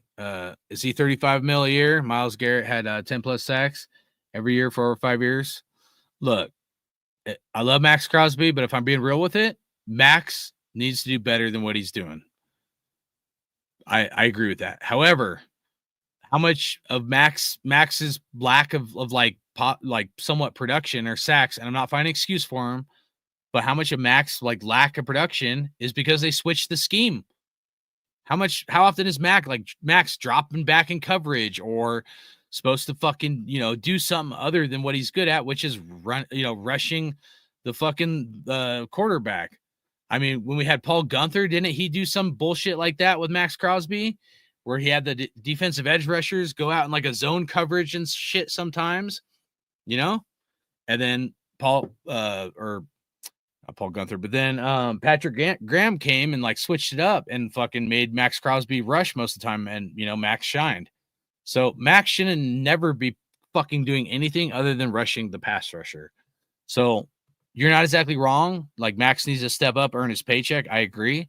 But part of it is dumbass coaches making dumbass decisions, changing the fucking scheme, and not utilizing their players to their best fucking skill sets. So it's a double-edged fucking sword. Anyone that wants this coach step back is fucking moron. Fuck your continuity and facts, bro. Like, bro, it's like, dude, I like said to someone on fucking some other dumbass's fucking show that like last night or some shit. He was like saying Raider fans are morons that wants to get rid of Pete Carroll and Geno Smith don't have an offensive line. It's like, dude, I'm like, bro, I just lost it. Usually, sometimes I'll watch shit and I want to say shit. I'm like, this motherfucker, I'm gonna fucking say something. I'm like, dude, you're right, bro. The Raiders hiring a 74-year-old coach is the smartest decision they could have ever fucking made. Smartest decision. Like, think about that. Like, hiring a 74-year-old coach to do a rebuild is the smartest decision that this Raiders organization could ever done. I don't care who it is. Belichick. Fuck, it could be Vince Lombardi. You're telling me you're going to hire a coach that's that old and you're going to be like, hey, we're going to go through a rebuild with a 74-year-old coach? You're a fucking moron if that's your plan. You're telling me you're going to do a rebuild with a 74-year-old coach and you think that's a good idea. Just fucking go bang your head against the wall until your brain wakes up and you can fucking smell the coffee.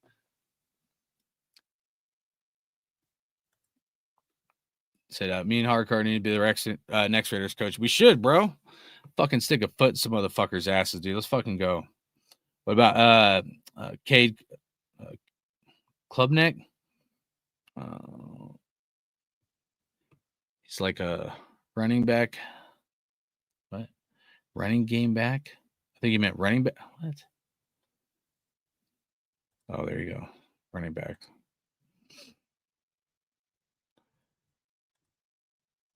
I'm not sure, man. I'm just so heated right now. I'm just like, Mendoza does have zip on the ball. PG should have got a chance. I mean, at this point, just let Pete walk right now and fucking put Patrick Graham in fucking charge for the rest of the season.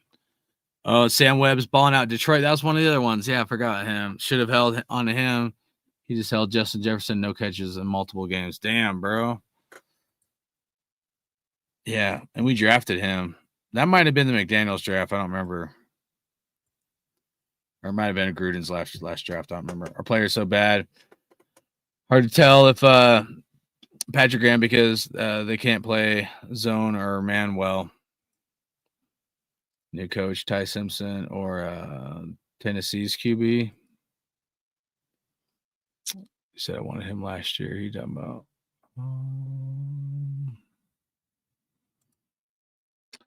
Drew Aller. He said, yep, Drew Aller is going to move up. Trust me. Dang, I'm way behind. Just like Anthony Richardson did. And look, I don't know if he's going to I think Drew Aller has potential to be good. I liked him a lot, especially last year. I just know he's like, nobody's talking about him. He's going to be put on the map. And once he's put on the map, it's like, hey, goodbye thinking you're going to hide him. I mean, you may have to give him in the first round kind of thing. Gino, the mechanic. He's a cocaine eyes. Straight up, bro. He's like hanging out with Cocaine Bear, that movie or some shit. I didn't really watch that movie, but Pete and his son are all on Adderall. Something fucking weird, bro. Something weird's going on. He said, you got me crying out here. I'm gonna love these fucking show. Shout out to Houston from LA, bro. $1,000 for dope leads, man.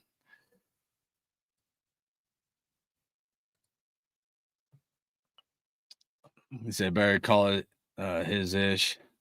Nah, Q's cool, bro. I love Q, man. I do. Q's real. That's why I don't ever fucking usually attack Q, man. Q Myers is the fucking real deal, and I consider Q a friend. It just sucks that those other two are I'm over it, bro. I just am, man. So I'm good. I'm good. Al won him last year. Yeah, bro. I'm glad I'm not the only one, man. I felt like, because I'd mentioned a couple times, people like kind of roasted me for it, bro. But I think he's got potential, dude. I think, I don't know. Let me ask you this, Sam. Sam DeMan. Appreciate you. But who would you compare him with? I'm gonna say maybe Jackson Dart, maybe a little lower than Dart. I don't know, because I know Dart went second QB. I'm just trying to think of another quarterback out of the last 3 drafts, maybe that we could compare him with. That's kind of behind the radar, potential to do good, but maybe not super high on the list, kind of thing. I said, yeah, I'm not playing or paying that. What? Paying that they charge like they have been good the last few years. Pay us to come to games. Yeah, for sure, bro. Gruden drafted Crosby. Yep, for sure he did.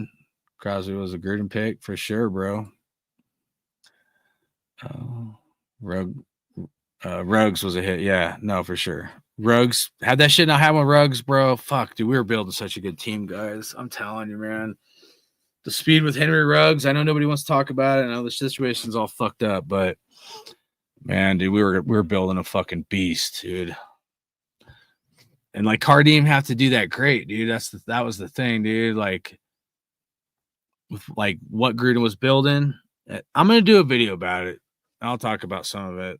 I'm glad you brought up Ruggs. Maybe I should talk about that. But I have some other angles I want to hit when I talk about it. I gotta do a whole video just on that. I gotta think about it, break it down, kind of like I did earlier. Gruden drafted Josh Jacobs. Yep. I liked Hobbs, Moehrig. Ended up being nice, and Jacobs was nice. Yeah, bro. No, for sure, man. I mean, and those, I'm pretty sure those were all, I know Hobbs was and Jacobs was, and I think Moehrig was too. Those were all Gruden Mayock picks, man. Just crazy, dude. And I didn't think Hobbs and Moehrig was going to do much when they first came on the scene. But think about that. That's what Patrick Graham did. If you let Patrick Graham, so if we're being honest about it, I'll be honest about it, right? Because we think about it, Gruden, left, and then McDaniels came on, but he brought on Patrick Graham. So how much of Nate Hobbs and Moehrig was the development through Patrick Graham's leadership, being the defensive coordinator? There could be a huge factor in that if we're being real about it, So how much credit should we give Gruden Mayock versus Patrick Graham? I don't know. We should probably give more credit to Patrick Graham if I'm being real about it, of how Patrick Graham helped develop these guys and turn them into being pretty good players. And obviously the position coaches that were under Patrick Graham. Jerry said, Max should have got traded at the deadline for more first round picks. Compared his stats to other pass rushers, he's not worth what he's making. I agree. Not right now. I know his stats he's not doing. It's like ish. Even linebacker Spillane was cold.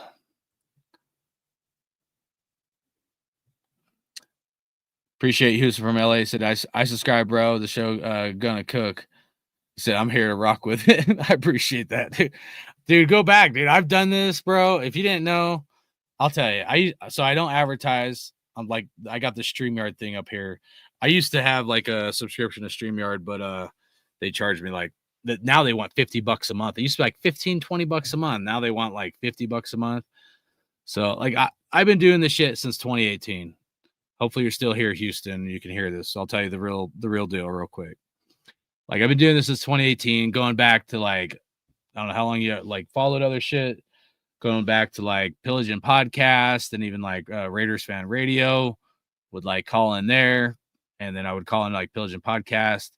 And then I decided to like kind of start doing my own stuff just because there was a lot of times where I wanted to talk about Raiders a lot and stuff. And then, I started like doing shit with Raider Ben, take that back. And then branched out, started doing my own thing, but like went from doing like group shows with Raider Ben to then doing group shows with like on my own channel. So I was doing a lot of group shows where we'd have myself plus like 4 to 6 people on. So 4 to 6 people total, including myself on like each week, you know, and we would do like once a week. So I would try to get like other Raider content creators. And I would try to mix it up where we'd always like, you know, have regulars, but always try to mix it up to have different people on. Pick like maybe 5-10 topics. Usually 10 topics is too much. Try to pick like 5 topics to talk about and let everybody kind of go around the horn and kind of give their opinion. And then, so was doing that pretty heavily. And it took a lot of my time amongst working long hours and shit. And, but was doing that once a week. And, you know, just the time in recruiting, I would spend like recruiting together people on the show, 8 to like 16 hours.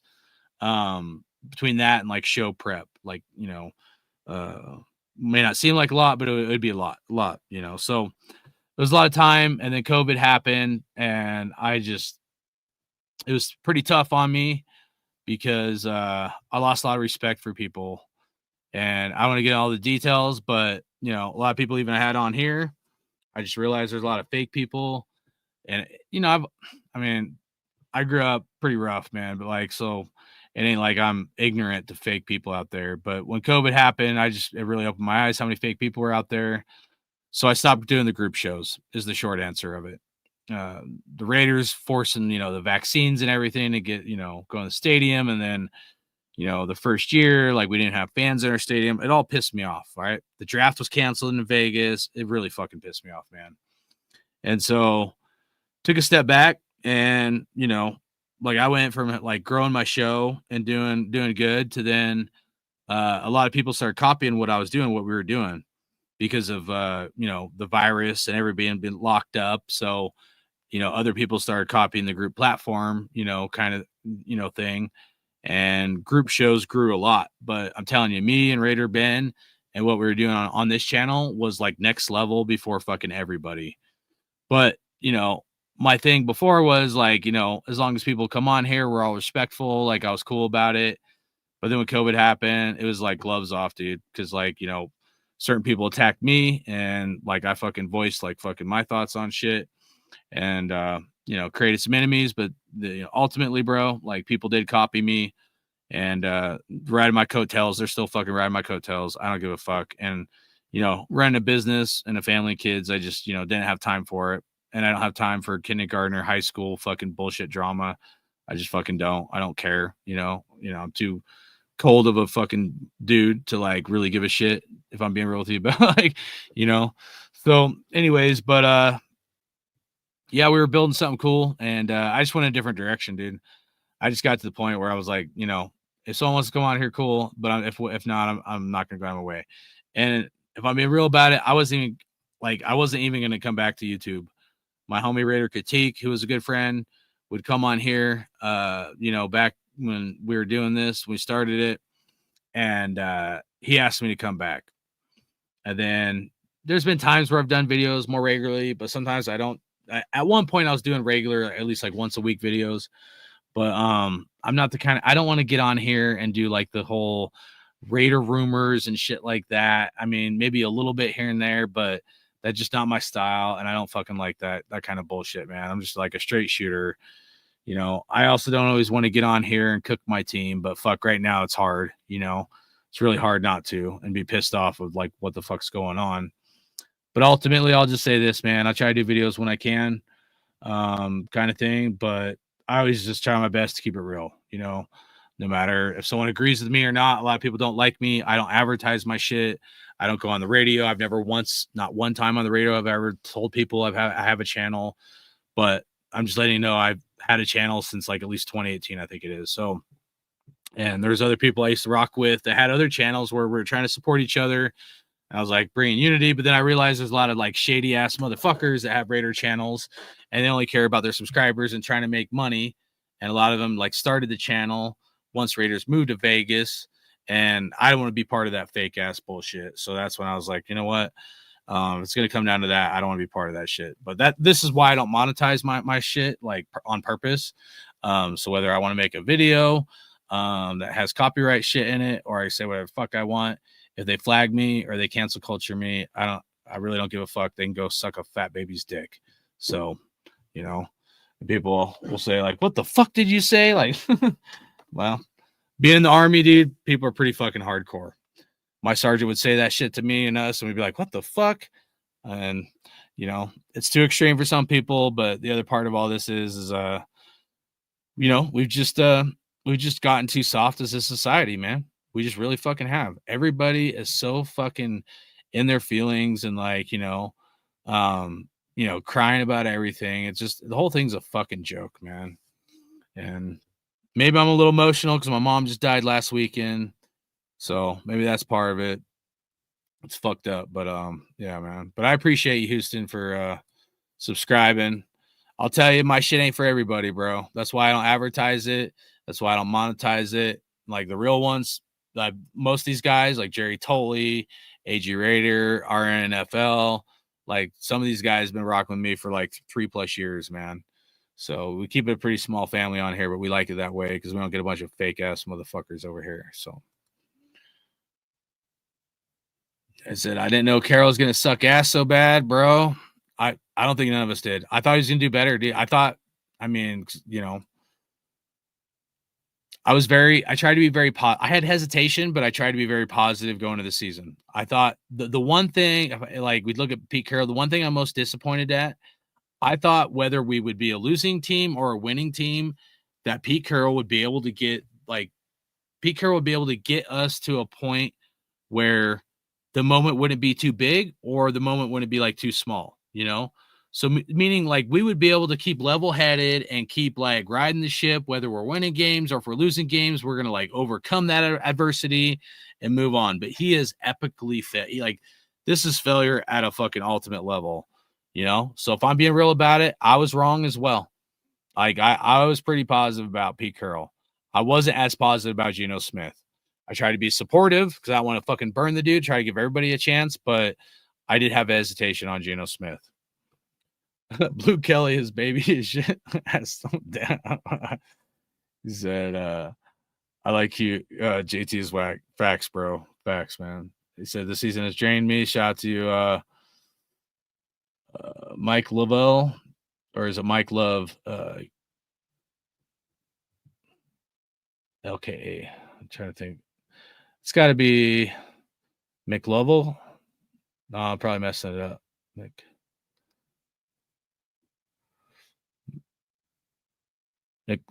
Velka, maybe something like that. But shout out to you, bro. But yeah, the season's like got us all fucked up, bro. You said you're only content creator that agrees with me.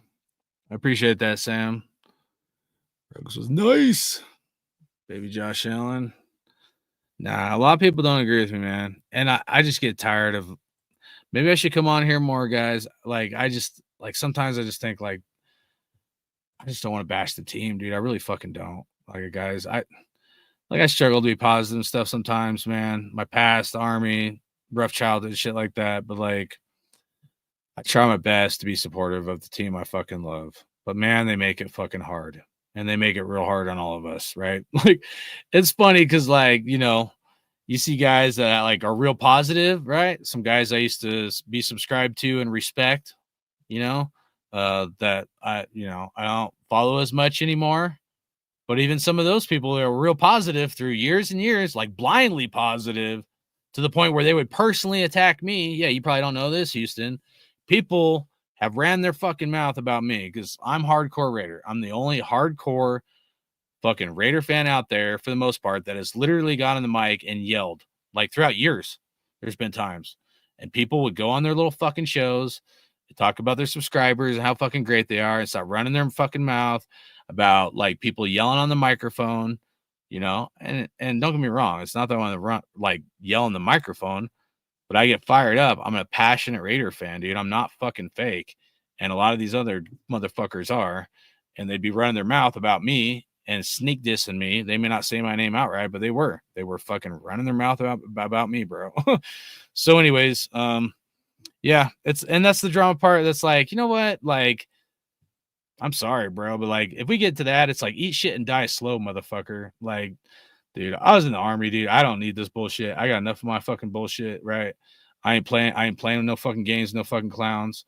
Like, you don't know me. I'm not saying you, Houston, but I'm saying other people. But like, people come on here, like, you don't know me. I don't fucking know you. And, you know,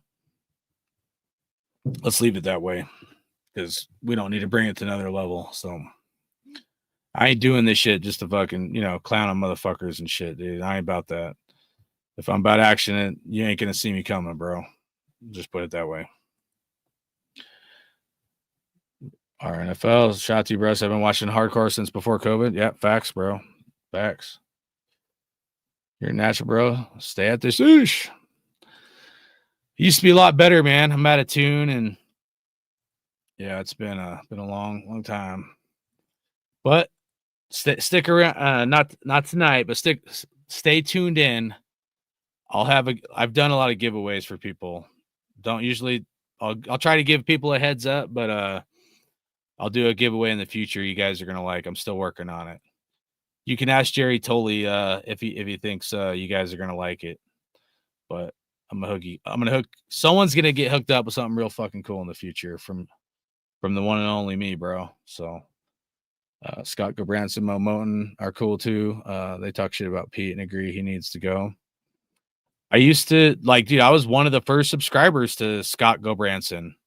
When he first did the YouTube, Scott Gobranson was the first person in Las Vegas talking about the Raiders back in 2018.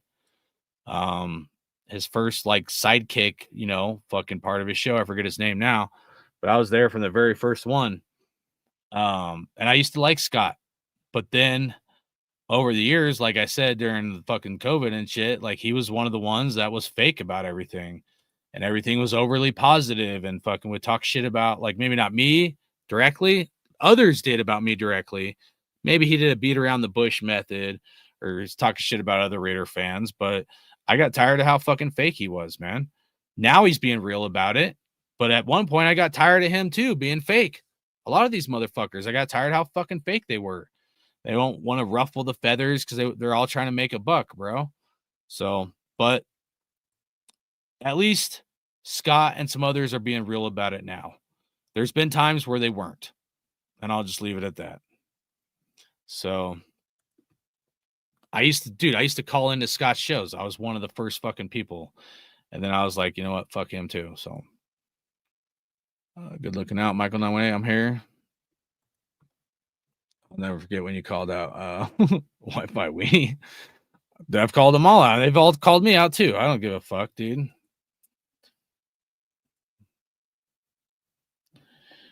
He said rode the car train way too long. Do not fire Pete, Chip, or anyone. And don't bitch you get better players. Bro. I can't even say nothing to that, bro. Because I'm against everything you just said. Everything you just said, bro. Said I lost my mom 3 years ago. So I'm gonna accept it. Hanging there, dude. I'm sorry, Surfer Bob, man. That sucks, bro. For real, man. Yeah, it's been tough on me, bro. Especially, I got my wife and kids to help me through it. Not like my brothers or anybody else. So, but I'm sorry for you, bro. Hang in there too, man. We may not agree on the Raiders shit, but on real shit, bro. Prayers to you, man, and thanks for sharing that with me. J-Dog, appreciate that, man. Yeah, my mom died last weekend, guys. I'm sorry. It's been fucked up fucking last couple of years, and moved her out here to Colorado. We thought things were going to be all right. She's only here for 3 months. We were trying to get her better health care and shit, and she got a blood clot in her lungs, went to the ICU. We thought that she was going to things were going to turn for the better. They didn't. They went fucking south. And yeah. So she left this earth last weekend, man. Thank you guys, man. I want sympathy. It's fucked up, man. I'm just trying to get through it. So I'm from South Central LA, and I've been a Raider fan since 1981. LA, watching Raider games at the same place USC shared, the LA Coliseum, man. Hell yeah, bro. Yeah, my dad was from LA, man. Huntington Beach area. I lived in Cali for 10 years. Central Coast, Cali. Moved out to Colorado 2010. Well, got out of the Army, went back to Cali, lived there for a couple of years, and then moved to Colorado in 2010. So I've been here ever since. But I go to LA every once in a while and concerts and shit. But man, the traffic there always drove me crazy. I can't believe all the Fire Pete guys. I've never seen a worse roster in the NFL ever. Not sure what fans expect. I don't know, dude, because you're like sharing some personal stuff. I don't get personal with you, bro, because I try my best to appreciate everybody that I can. I'll just say this, dude. If we're in rebuild, like, so to your point, right? Let's think about this real quick. All right.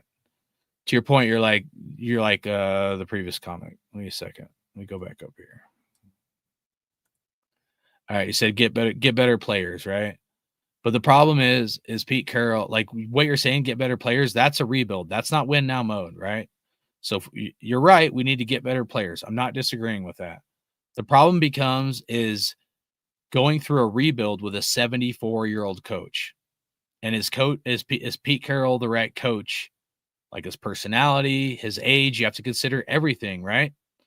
Geno Smith, like, is that the right quarterback to go through a rebuild?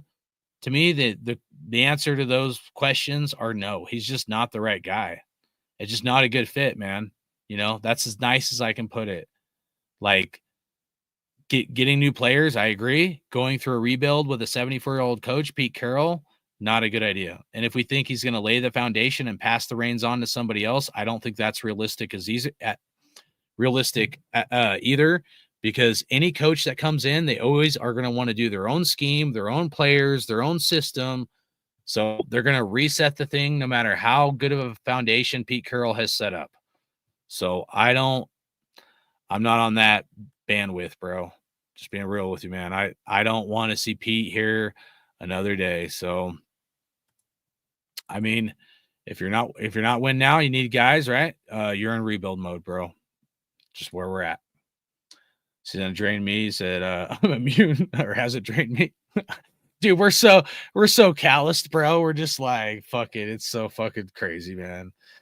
Yeah. And some of these guys, Houston, like J-Dog, Jerry, like some of these guys, they're like, I've done a few like live shows during the draft where we would talk about guys and get all fucked up and shit. So we have a good time. But yeah, they were here with the last draft.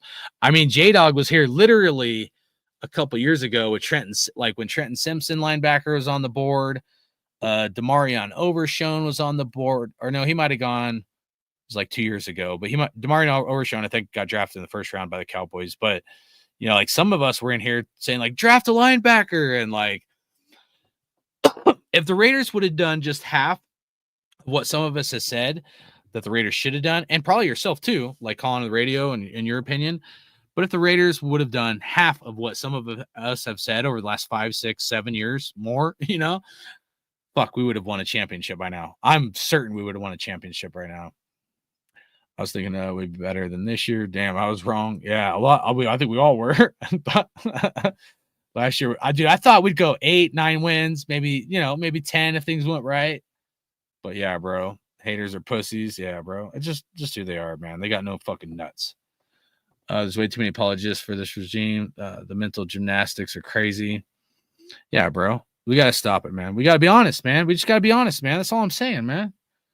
So I'm from cool-ass LA hip-hop underground group named Black Forest. Oh, shit. He said they call me Sleaze. Look our group up, and I think you'll dig it. Old school underground, just putting it out there. Hell yeah. Fuck, bro. I used to make new intros. Like, I don't do them like I used to. I can do video editing, bro, but I have the dude Kenny from Pigeon Podcast. He's the one that made my intro. I probably could find it and play it for you. It's like a mixture of like Tupac, like California Love, Tupac Dre California Love kind of beat, and like some Ice Cube. But yeah, I took a picture of it so that way I can go fucking check it out. But yeah, if you want, man, you want to like put some of your shit out there, maybe try to think how to hit me up. Hold on a second. I think it's raider.hardcore@gmail.com. I'm gonna put in the chat. We could maybe air it on here because I'm not like monetized, so I don't give a fuck if I get flagged for the most part. I probably should, but yeah, it's raider.hardcore@gmail.com. You can send me an email, bro. I'm gonna put it in here real quick.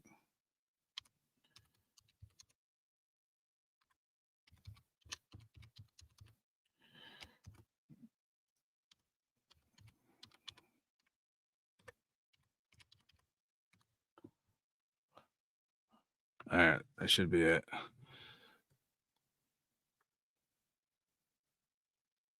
All right, Houston, you can send me an email if you want. To either have me play your shit or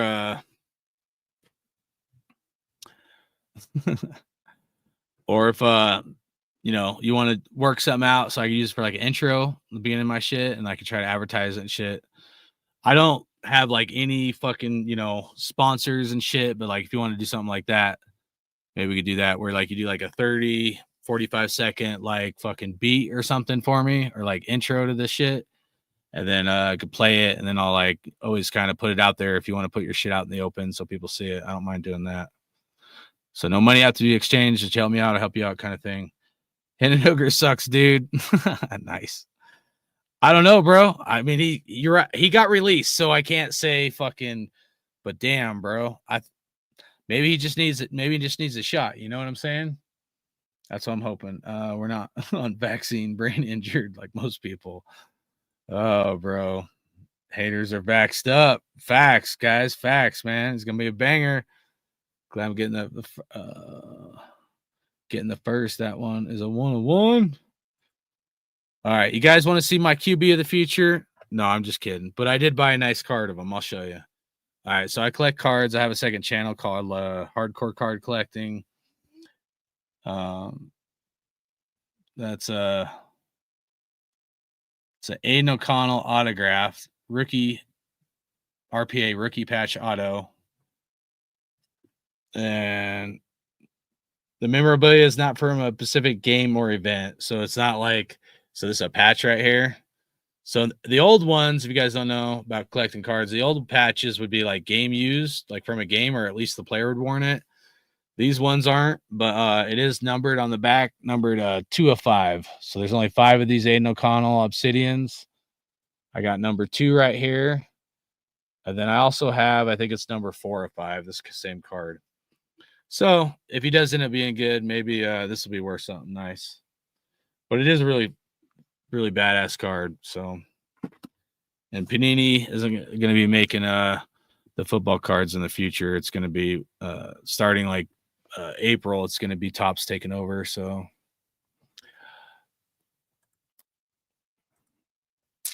sorry, late bro. Art White Shotzi, man. He said, "Yep, need to look up what the personal realistically and start completely fresh." Oh, personnel. I got you. No, I agree. That's where I'm at, man. No, Jerry. Pete needs better players. Yep. Pete needs a lot more than that. He needs Viagra and a fucking nursing home, bro.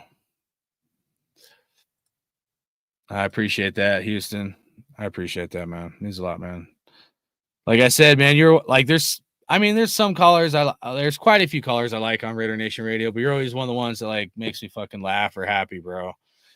Even if like you're not a good man, I'm like, oh yeah, Houston from LA. So I appreciate that. And I'm not just saying that because you're on here. So the fact you're on here and I don't know how you found me because I don't like, I don't really like post my shit. I think I posted an RIP thing on my mom on my Twitter, but I normally don't even like post shit on there. Like I said, I don't advertise for a reason, bro. But it's cool. I think we got a special, like a better family over here. You know what I'm saying? So going to watch Sisso 2. Nice. Huntington Beach had and still has fine ass women. Nice. I don't know exactly where. My dad said he grew up in LA and I don't think exactly it was Huntington Beach because I think my dad lived in the ghetto or like not nice area when he was a kid, but I know he surfed at Huntington. So like I know my dad didn't grow up rich and I definitely didn't. So, but I know Huntington Beach has like some wealthy shit. So I think my dad just kind of said that because to make it look like he wasn't poor. I don't fucking know. I don't know. I only went to Huntington Beach one time and I was like, Dad, there's no fucking way you lived here, dude. But anyways, I think he was like more like South Central, if I'm being real with you. Because he used to tell me some stories about being a white boy and fucking in the wrong neighborhood kind of shit. So Geno Smith will never be top tier QB no matter who else playing. Yeah, bro, you could have the best offensive line in the world, Geno Smith. Dude, Geno Smith he'll throw into quadruple coverage. You could have 4 defenders around, and Geno be like, "I'm throwing it there, buddy." I'm on the Central Coast, California. Oh, Monterey County, nice. I was in San Luis Obispo County. Well, Atascadero, A-town. Atascadero, Paso Robles, or El Paso de Robles. This fucker will pass on the reins to Brennan Carroll. Fuck, bro. Dude, hey, remember the timelines I said about setting this team back? If Brennan Carroll takes over, that's going to set us back like quadruple. Like 2 years with Pete Carroll, 2 years with fucking Brennan Carroll. We're going to be set back like 8-10 years, bro. Raider Way, salute. Hope you're doing good, brother. Good to see you in here. He said he wants to pass it on to his sons. They suck, bro. Dude, you guys are gonna give me nightmares, bro. Like, fuck. That's true. We did have good players. We got rid of a lot of them. All right. Get to the end here.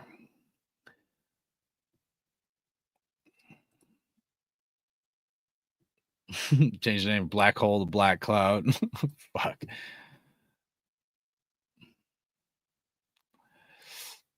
I mean, what do you mean, bro? Surfer Bob. Robert Spillane, Trayvon Moehrig, Nate Hobbs. Yeah, you could say Jacoby Myers. I mean, Christian Wilkins, although, I mean, whatever the fuck was going on with him. But for me, the Christian Wilkins things, I don't know. I wanted him to work out. I'm just more pissed that we paid him and he didn't work out, right? Like, that's my main thing. Tired of people coming over here. But I don't know, man. We had a lot of cap space to do nothing with, bro. So, like, you know, it's kind of some mute points that, like, it's like, hey, we suck, but hey, they had money to do something. Hey, they didn't do shit with it. Hey, they got rid of the talent we had. You know.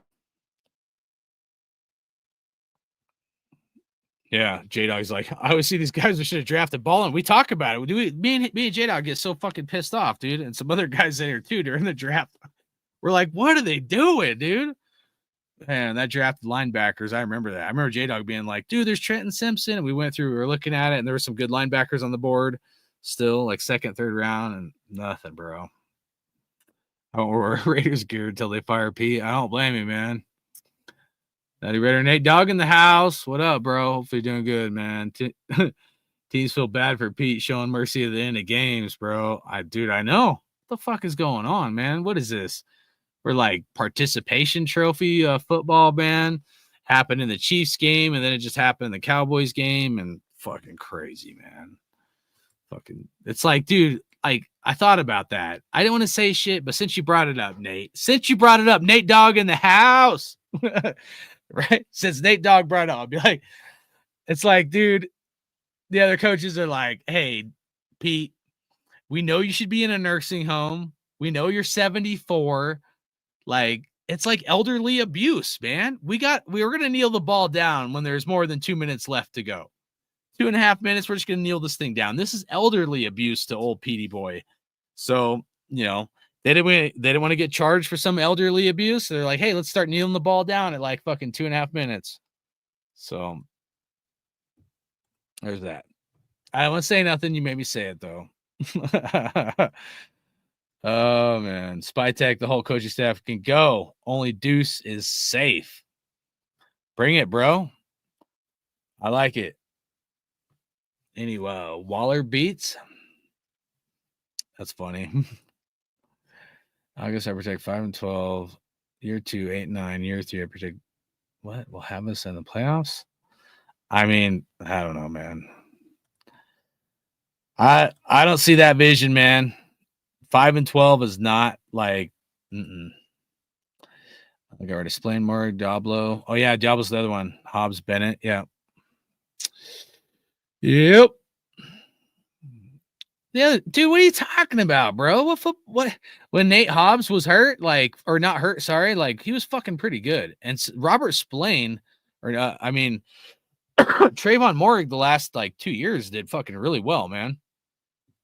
So, all day, my guy. Appreciate that. Bob, let's agree to disagree and drop it.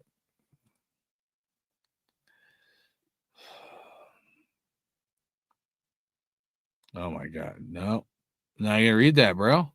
I don't agree with that at all. Was just talking ish, but no doubt. We on. Hooker, I mean, he just needs a fucking offensive coordinator, I think, that can help him. Like, I think he needs the right scheme. Hendon Hooker needs to be like probably what I would have thought that Gino would have been. What I thought Chip Kelly would have done. I think a Chip Kelly offense, like when Chip Kelly had Mariota on Oregon, I think that kind of offense would probably be perfect for Hendon Hooker. But I don't think. I mean, Jared Goff, his scheme fit and with the Lions is more of like a pocket passer. And then I don't know, Bryce Young, because he was on the Carolina Panthers for a minute this year.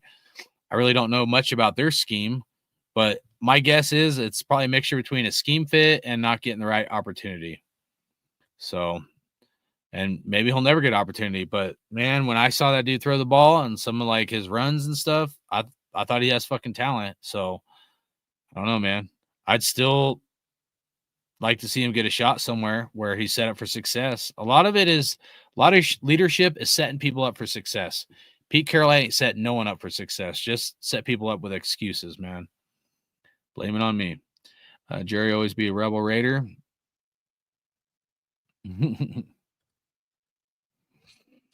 Yeah, somebody fucking, dude. Yeah, dude. I don't know what happened, man. Somebody like started their own channel or started doing some like Raider YouTube shit and fucking took Rebel Raiders fucking name. Jerry Tully's name. So he probably went back to Jerry Tully. It was fucking stupid, man. People are dumb. Yeah, I can't fly with it.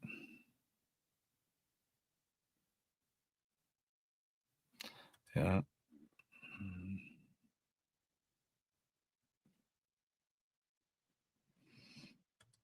Bro, are we going for fucking the Special Olympics here? Like, I don't understand what the fuck's going on. There's no way you're serious. Dude, you're telling me that, bro, you're going to make me roast your ass, dude. I've been trying to be nice because you're cool. Tell me about your mom and shit, bro.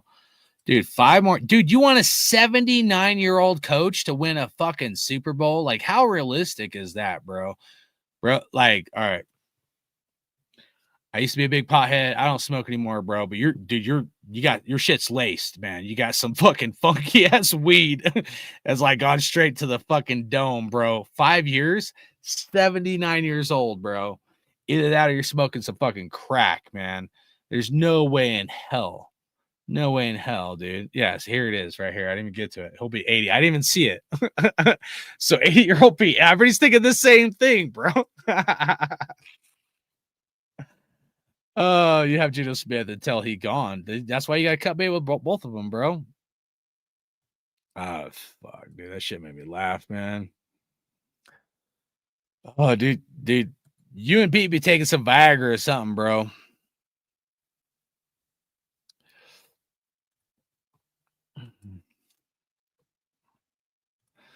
A chance of Bill B be the next head coach. Fuck, dude. Bring on the oldest coaches there are. Bring on Pete, Bill Belichick, and any other motherfucker that belongs in a nursing home. They can all get 20-year-old girlfriends and pretend like they're fucking 19 again, bro. What? Hey, dude, what did Matthew McConaughey say in Dazed and Confused? He's like, I keep getting older and they stay the same age, man. He pulls up. He's like, all right. Oh,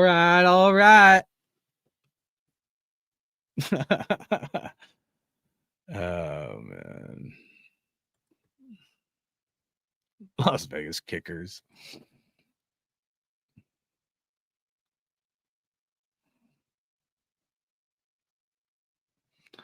Yep. Later, man. Deuces. Don't let the door hit you. Just chilling, watch parlays, need jars from Ellen. Try to be nice, man. Try to be nice. I just sent you a heater. Then you understand why. What? Why I'm way out on the radio. Enjoy, brother. Raiders. I'm here listening to Smoking One before I go to family. Nice, bro. Yeah, I'll check it out, man. Wait, just Just to clarify, Houston, you're on the radio or why you're not on the radio? If you're on the radio, that's fucking even doper. I didn't know you're that big. I thought it was like underground shit or just, dude, I used to have some like homies in Cali that would like rap. So like I wasn't really good at it, but or you know, I didn't really do shit at all. Just sometimes you're younger, just like fucking around, being fucking fucked up and shit. But I had some homies that could like really fucking spit, man, back in Cali. YT is doing comments right now on some lives. Oh, that's stupid, bro. Yo, been a while. Greg Gorilla, what up? What up? Different years MBS. Us Raider fans have to witness. It's been rough, bro.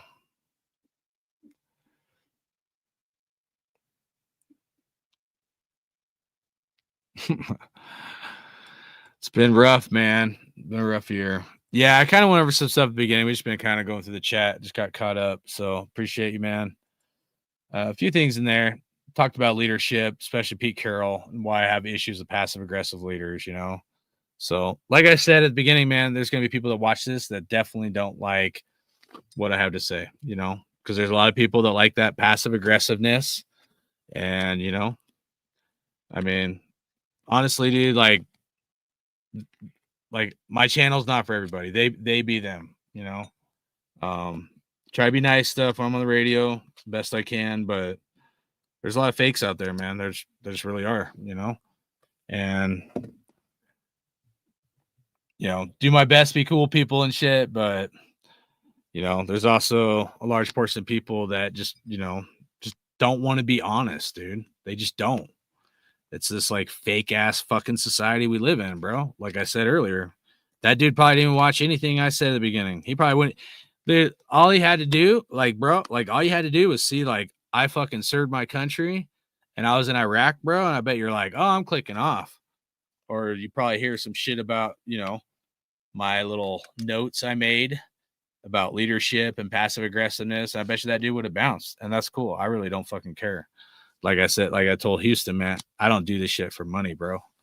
You know, I used to do this shit fucking every fucking week and waste fucking 8, 10, 16 hours trying to bring unity to Raider Nation, right? And bring all these other guests. I realized like most of these fools just about money and they don't give a fuck and then run their mouth and shit. And then most of them are fucking dumb as fuck when it comes to football, man.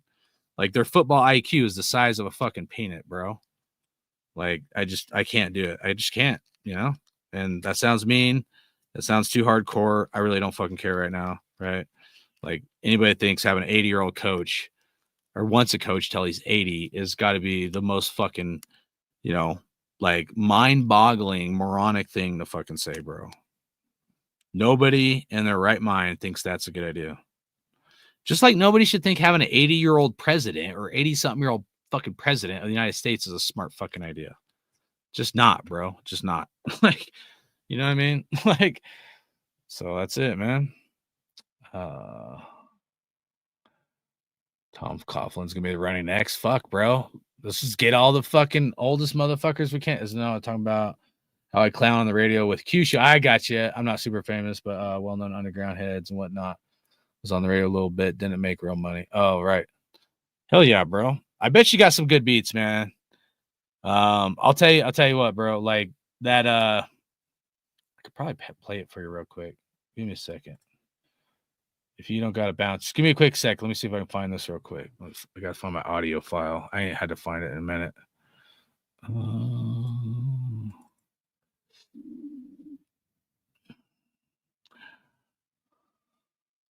I can't make music, but I like music. And like, I'll tell you what, I don't listen to most of the new shit, bro. Like I'm old school. I hate the fucking new music. And like the beats are fucking whack, bro. Like I miss West Coast fucking beats. Like straight up. Like most of the shit over the last, like, I don't know, 5-10 years, a lot of it. I mean, if you're in Cali, you probably get the West Coast beats more. But yeah, bro. It's like I hate new music, dude. I really do. I found the file. I gotta see if I can find the fucking name. So we got auto win, hardcore. So this is it. All right, hold on. It's probably gonna sound like shit. I don't know how to.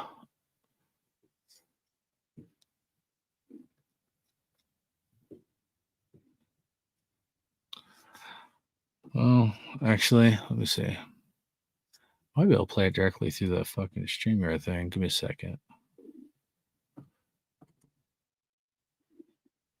Video, image.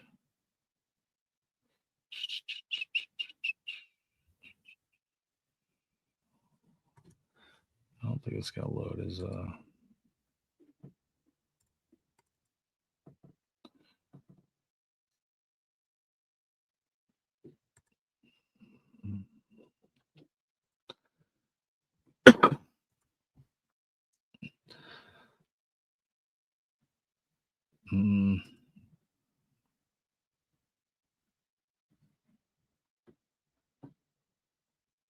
tab window.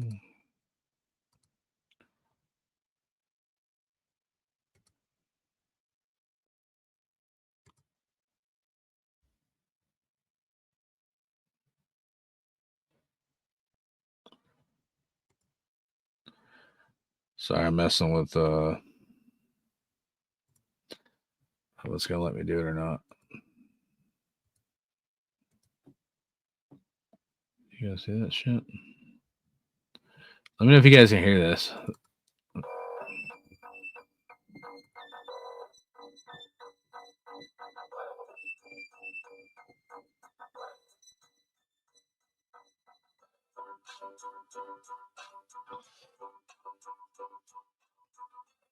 Can you hear that?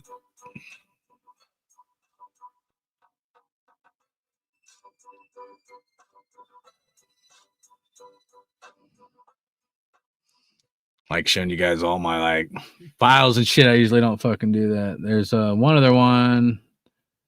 This is all the audio I've edited. Like I could fucking. You want to hear the auto win with Jason Fitz? He said I could use this long ago, but.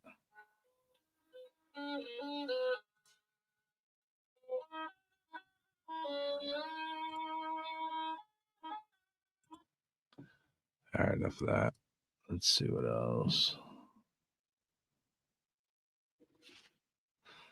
Oh, for all you John Gruden guys, you want to hear this? This is a big effing deal. Please welcome the head coach of the Oakland Raiders, Mr. John Gruden. I got a lot of audio shit like that I've cut. Like the auto win intro. But I do have another like this one I mixed, I think my intro with the autumn wind or something. Let's see. Oh yeah. Some may scoff, but what other pro sports team is instantly identified with a song like this one?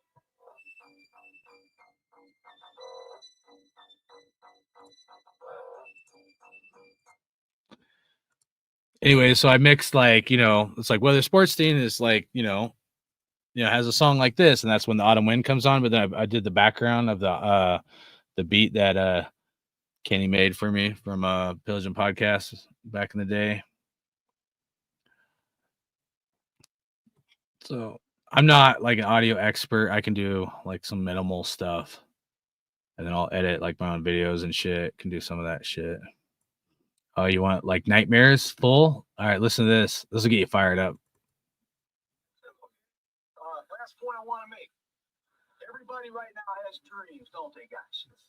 All right, everybody in the NFL have a dream of making it in the NFL. I got a dream of winning a Super Bowl. I got a dream of being in a Pro Bowl. I'm really not into dreams anymore, okay? I'm into fucking nightmares. You guys with me on that?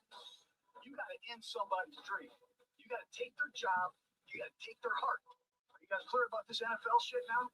We're not trying to go to the Peach Bowl. We're not trying to go to the Gator Bowl or the Bluebonnet Bowl. We're trying to go to the Super Bowl. Autumn winds of pirates, mustering in from sea, with a rollicking song he sweeps along, swaggering boisterously. The autumn probably live here, so right now. Just for fun. He had knocked him around and upside down and laughed, but he's conquered and won. Just win. Can you guys hear that? I'm gonna turn it off here. Give me a second.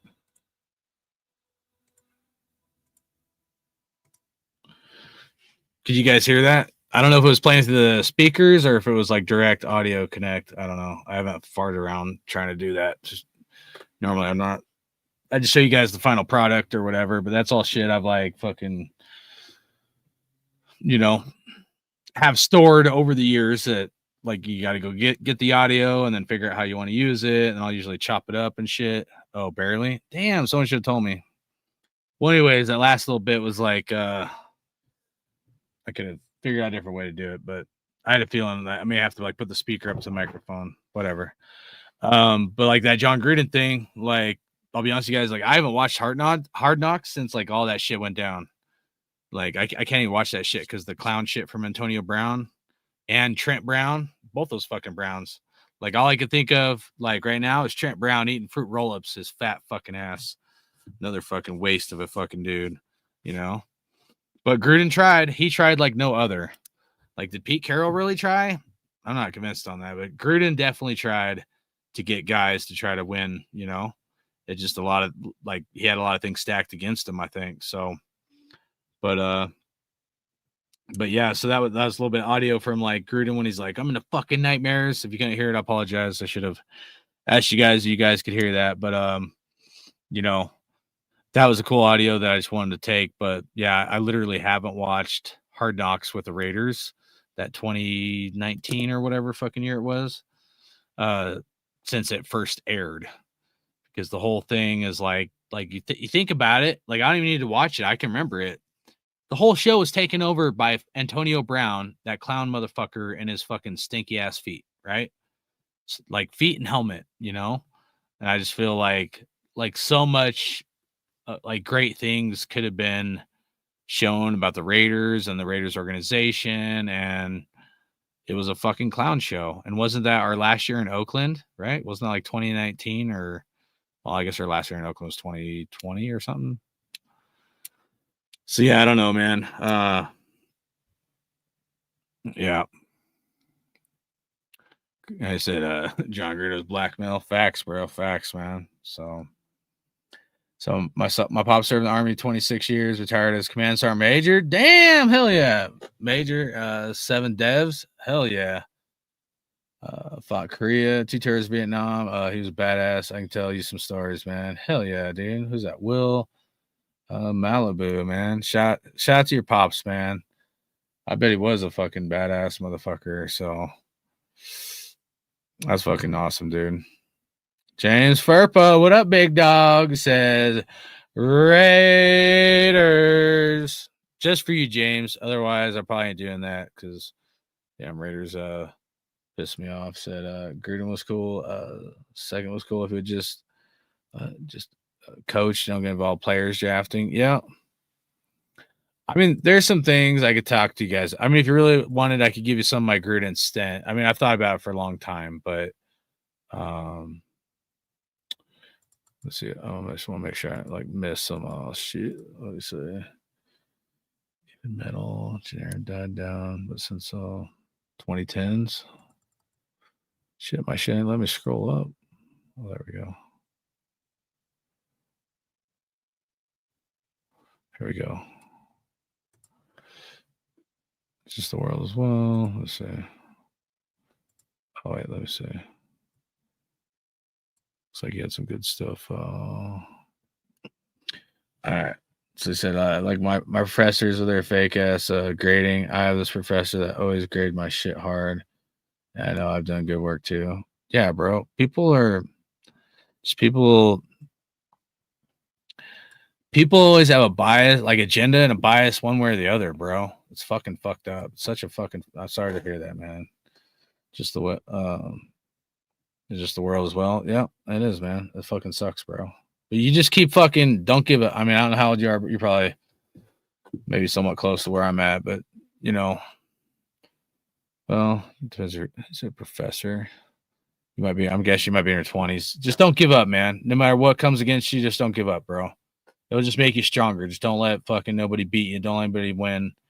Doesn't mean you need to go pop his ass or fucking, you know what I mean? But like, be better than him, be better than that. And you know what I mean? You're going to get yours. One day you're going to get yours. You know what I mean? So, too many motherfuckers in this world, they're evil. They want to fucking try to suck everybody down to hell with them. So, be better than that. Be better than them, man. At this point, I might have to go to another campus for master school or just enter for workforce and get my cash. I don't know, man. Think about it, bro. You know, if you need to take a step back or do part-time or something, maybe. But, yeah, dude, there's a lot of shady motherfuckers out there. That or maybe see if you get another teacher if it's just him or whatever. But no, there's a lot of bias out there for sure, man. Houston said, my thing is my family and my painting business. I'm good at that. Been with the union for 20 years plus, painting and drywall, union local 1036. Hell yeah, dude. Fuck yeah, Houston. Yeah, I can do both those too. Not like very good or fast. I'm pretty good at painting, but I'm not fast. And I'm like very mediocre at drywall. I can do it when I need to, but fuck, it takes me a long time and it's not that good. And I can't matching texture is the hardest part, you know. I don't know if you do like remodels or more new construction, but matching texture is fucking hard. 80-year-old coach ran jazz back up. That makes perfect sense. Yeah, bro. I like what pre-pandemic MC music as well. Nice. Appreciate that. Straight up. Could have said better myself. Appreciate you, big dog. Even the metal genre died down a bit since 2010s.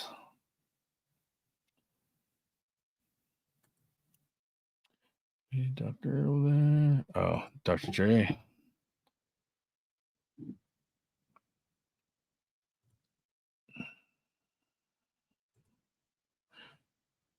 Oh, I think that was the Gruden thing. There's like fucking a whole nother show I want to talk about that, which I should save it because I usually don't do a show unless I really have something like I really want to talk about. You know what I mean? So even though I want to like respond to what you said about Gruden, I don't like exactly disagree, but I just think there's a lot of moving pieces we need to talk about and evaluate with Gruden, the Gruden thing, man. But yeah, Gruden was blackmailed for sure, man.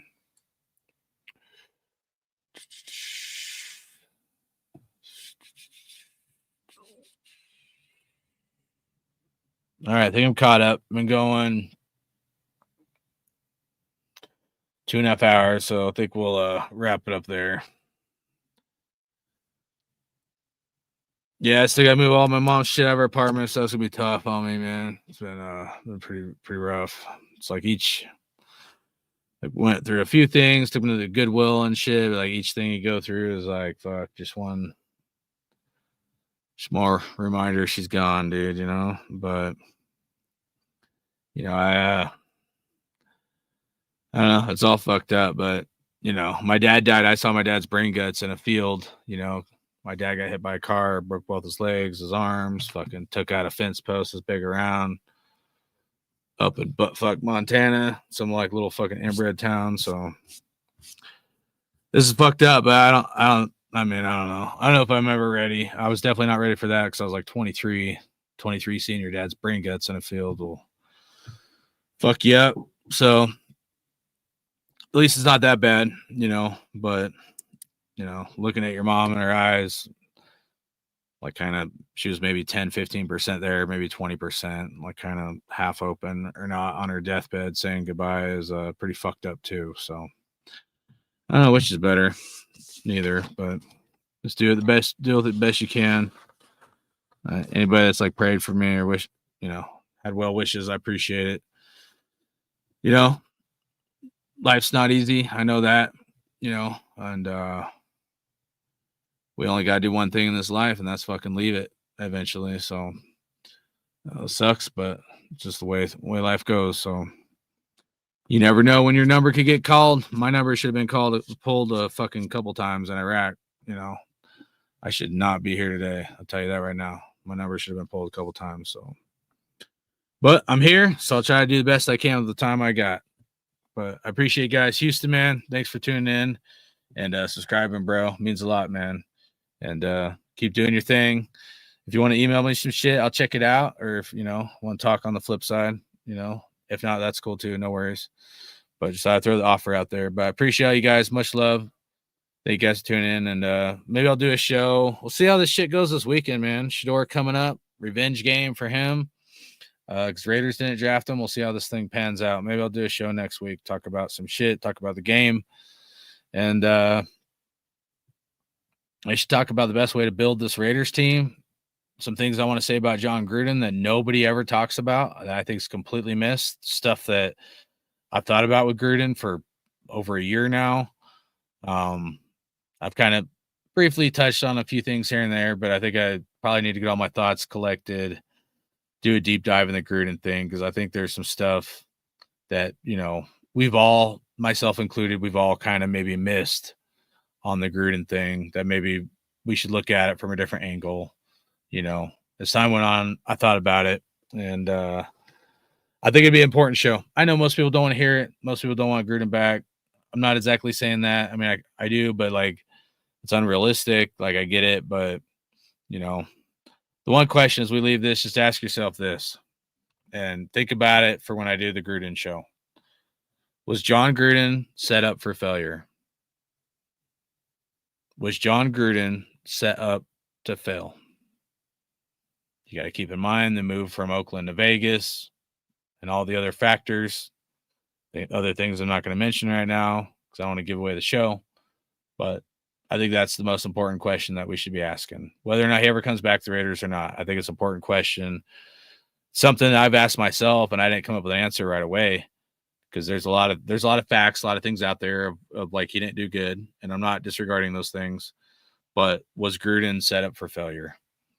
And I think leave it at that, marinate on it, and we'll revisit another day, kind of have a few points to go across, kind of like I did earlier, and get through it and then see what you guys think. Maybe I'm crazy, but the more I've thought about it over time, the more I'm just and I'm not just talking about the emails. Let's get that straight. I'm talking far beyond before the emails even came abound. I think you look at it, I think Gruden was set up to fail. I do. No matter what happened, the emails never happened. I think he was never set up for success. And I think those are things we should dive into and think about, marinate on, think about in depth, if the dude even fucking had a chance. And then who's that fall on, right? If Gruden never had a chance, whose fault is that? So something to think about. All right, guys, I appreciate you. Thanks for tuning in to Hardcore Raider. Much love, man. Peace.